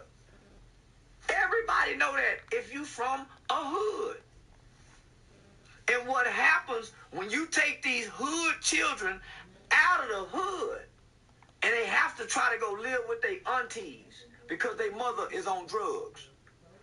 Their grandmother sent them to their uncles in the suburbs. And so here come this hood kid coming around all these children that's not from the hood. Guess what he's going to display? That hood behavior. That hood behavior. So that's what's going on. I think everybody knows about your dislike for the Bloods and the Crips. Gangs, gangs, but mainly Bloods and Crips. Yeah, gangs in general, but I got a real disdain. Your attacks have been on the Bloods and the Crips. Yeah, I got a real disdain for Bloods and Crips. Do you ever feel like you could do more by working with the gangs instead of directly attacking the gangs? No. I actually work in the community with the gangs. They ain't nowhere. When the Blood children get killed, when the Kaya Stevensons got killed, a 15-year-old Blood, 8th gang, he got killed at an 8th grade party. When his mama was short on the burial expenses, the Bloods wasn't around to help pay them funeral costs. The Bloods wasn't around, so why would I work with them? When I'm teaching classes, when I'm having backpack supply giveaways, why would I work with somebody that's not doing nothing? I didn't mean work with them in a community way. I meant work with them in a way to help them get away from it. Why would I help them get away from it? Why would I help them get away from gangs? Isn't that what you're trying to do? No, Keep people away from gangs? No, I'm trying to put gang members in jail. I ain't trying to stop gangs. I'm not trying to stop gang banging. Gang banging has its place. Yeah, it's people want to gang bang. It's people that don't want to uplift the community. It's some people wake up and live and die to gang bang. That's their choice. I'm with the law. Put them in jail. Get them out the community. So, man, I ain't trying to save the world from gang banging. I'm trying to help create stiffer laws for people who commit crimes in gang banging. I'm trying to show the world that gang bangers are our enemies, and we need to go against them. I'm not trying to get rid of gangs. That's not my mission. I created a youth organization called Helping Young People Excel. I work with children. I don't give a fuck about stopping gang violence. Yeah, I ain't Jesus. I ain't trying to be no more savior. I was a troubled kid, an at-risk kid, right? Single-parent kid, as most black people are. I was a kid that fell to the gang-banging bullshit. It's only right that I grow up and work with kids that's in the gangs and be against gangs. There's nothing positive about gangs, so why would you go work with something that's not positive? Don't you know they'll kill you? Everybody that done tried to work with them and change their mindset have been killed by them. How Nipsey Hussle died. How Raymond Washington died. Raymond Washington died by the Crips. We can go on and on. There are history of the gangs killing everybody that don't go along with their culture. That's why don't nobody in California speak out against gangs, because they'll kill you. You have to go along with them, or they'll kill you. Okay, you speak about calling the police. Yeah, I'm a law-abiding citizen. I believe recently but you did make some really big headlines with the Mob James situation. Yeah. Can you talk about that a little bit? Yeah, I called my FBI buddies and said, hey, y'all see that Mob James interview where that stupid mother made a confession about possessing a gun through all them state lines? I said, no, I didn't see it. Send it to me. So, yeah, I sent it to him. What'd they say? Well, he didn't brandish the gun. We need him to show that he had possession of the gun. Him just saying it ain't enough to get him. You know, man, I looked in the comments, and I seen a lot of people were not happy that you... Yeah, they're mostly poor people. Nigga, I don't care. It's mostly poor people leave comments in the YouTube section. Rich people that's living well, doing good in life, they are not taking their time to express their opinions on the internet. Man, I don't care about what the comment section say. All them people poor. Most of them people ain't got a goddamn thing, and they'll never see me, and I never see the comments. The comment thing I seen in the comments was, I supported Charleston White. Man, listen. Those people never supported me. I did $10,000 in sales my first month opening my clothing line. I didn't see none of them people or email addresses on there. You must forget, I've been a community activist for 10 years. Where were these people supported, homie? I just done a spring break presentation at the Dallas County Juvenile Detention Center. Where was these people when I needed their support, when it really mattered? That silent support of people who I don't know, man, I don't give a fuck about people supporting me, and I don't know they support me. Show me you support me. That's what mattered to me. Other than that, you. Yeah, a fan. Most fans go bootleg your movie. Most fans go bootleg your CD. Most fans go try. Nah, man, I don't give a fuck about fans, and I don't care about now, mother. Say, I used to support Charleston. You a lying mother. You ain't never supported me. You ain't sent nothing to my cash app. I don't want your kind of support. A broke mother support that ain't socking nothing to my pockets. When I got people from all around the country sending me donations and money for the things that I do.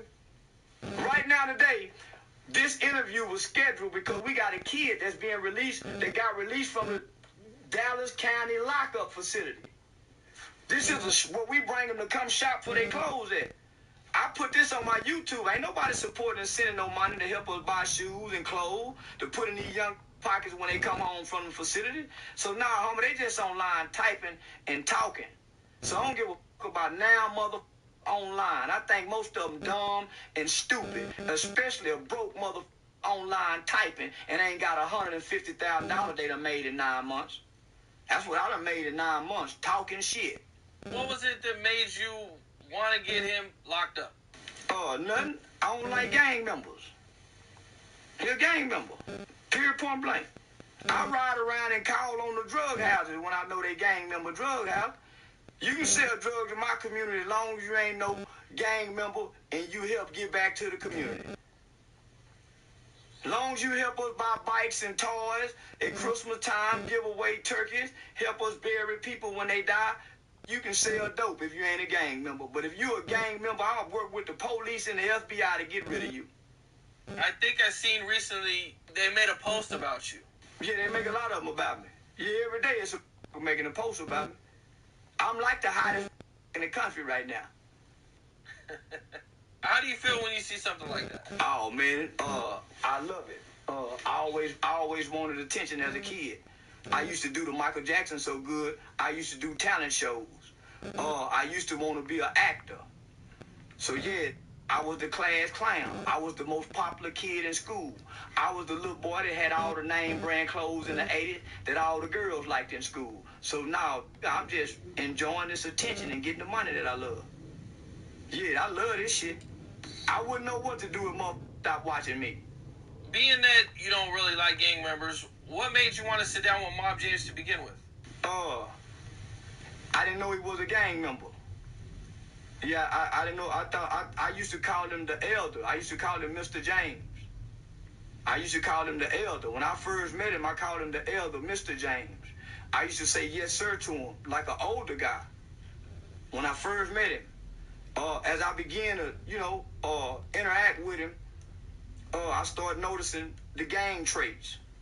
And then he reached out to somebody that I know for me to call him on behalf of me saying the word slob. And when I knew that he was bothered by the word slob, I knew he was still a gang member. When you're delivered from something, it don't affect you in no shape, form, or fashion. So once I saw that he's almost twice my age, and he's still talking about who he used to be and what he used to do as a gang member, and when you look at him today, he don't have nothing to stand next to his glory days of gang banging other than the fact that he playing granddaddy now. Nah, homie, that's a disgrace to me. I watched my grandmother beat heroin. I watched my aunt beat crack. I watched all the black women overcome whatever barriers, whatever obstacles. But I've been watching these black men, all them niggas stay weak. They can't get past who they used to be. All of them stuck on yesterday years. So when you hear me talk about, nah, homie, this what I do. That's why I brag about what I do. I ain't telling you what I used to do. I'm telling you what I do right now today. Work on capital murder cases, work with kids. This is what I do. I ain't got to tell you who I used to be. I'm showing you who I am and what I do. So when I sat down with him, it wasn't to discuss what we were discussing. He was coming down to work at a summer camp that we had put together to talk to the kids. I took him into the juvenile detention center with me for the spring break program. I took FBG Duck's mom into the spring break program. I took Bugatti Casino into the spring break program. Shannon Briggs into the spring break program. So I'm taking all these people to come work with children. But I ain't taking no goddamn gang member that's still affected by the word slob to go talk to no mother kids. No, we don't want you nowhere around here. Our juvenile detention center staff don't want you back no more ever again. So at that point, you decided you wanted to turn him in? No. I could have turned him in if I could have turned him in then. I knew he had the gun on him. I could have went out and dialed 911 and said, hey, man, I got a here with a gun on him.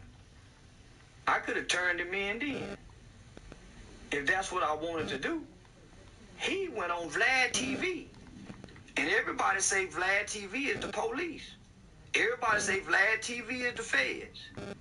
So why would a convicted felon, self-proclaimed gang member, go on Vlad TV and he the police and make an open confession that he traveled through multiple state lines possessing a firearm, and it's against federal law, and he had to travel on a federal highway to do all this? Why would such an idiot would go make that confession? So he snitched on himself. When I heard that, I said, man, listen to that stupid mother. Man, let me call it. Say, man, let's see if y'all can get that. He did that. He gave me the idea to do that. I wasn't thinking about calling the police on no. But when I saw the Vlad TV interview of this stupid ass man, this grandfather, go risk it all for what? He ain't coming down here to check nobody. He wasn't coming to kill nobody.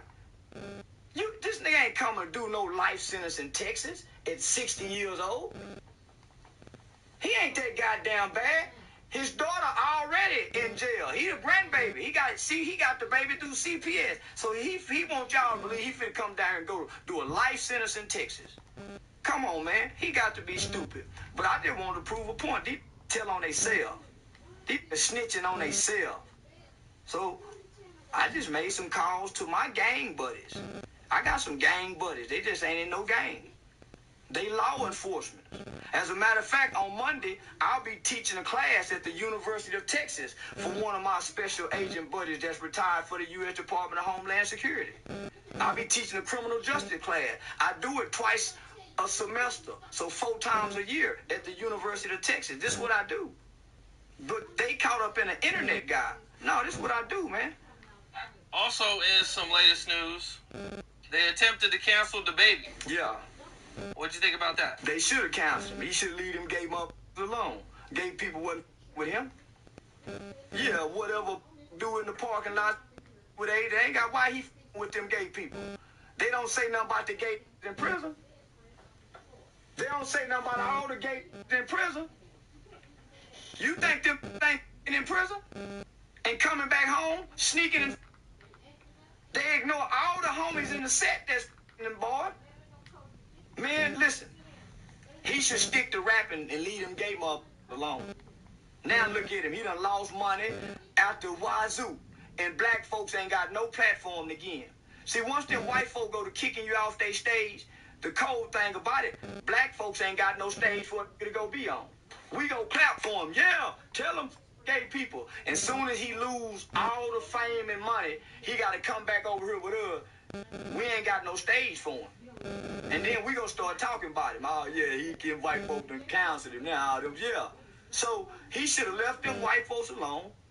You saw what he did. Did you see him meet with them 12 World AIDS organizations and gay groups? You saw, I heard about something like that. Yeah, you see him. Yeah. So now he backpedaling now. He's saying, "I'm sorry, gay people. Who I need to now? Now he wants to losing all that kind of money." Yeah, he backpedaling now. Oh, I want to meet with everybody now. Because he see black folks ain't got no safety net for him. So stay over there with white folks, the baby. Don't trust them. Yeah, leave them gay motherfuckers alone. So you believe he should have been canceled? Yeah.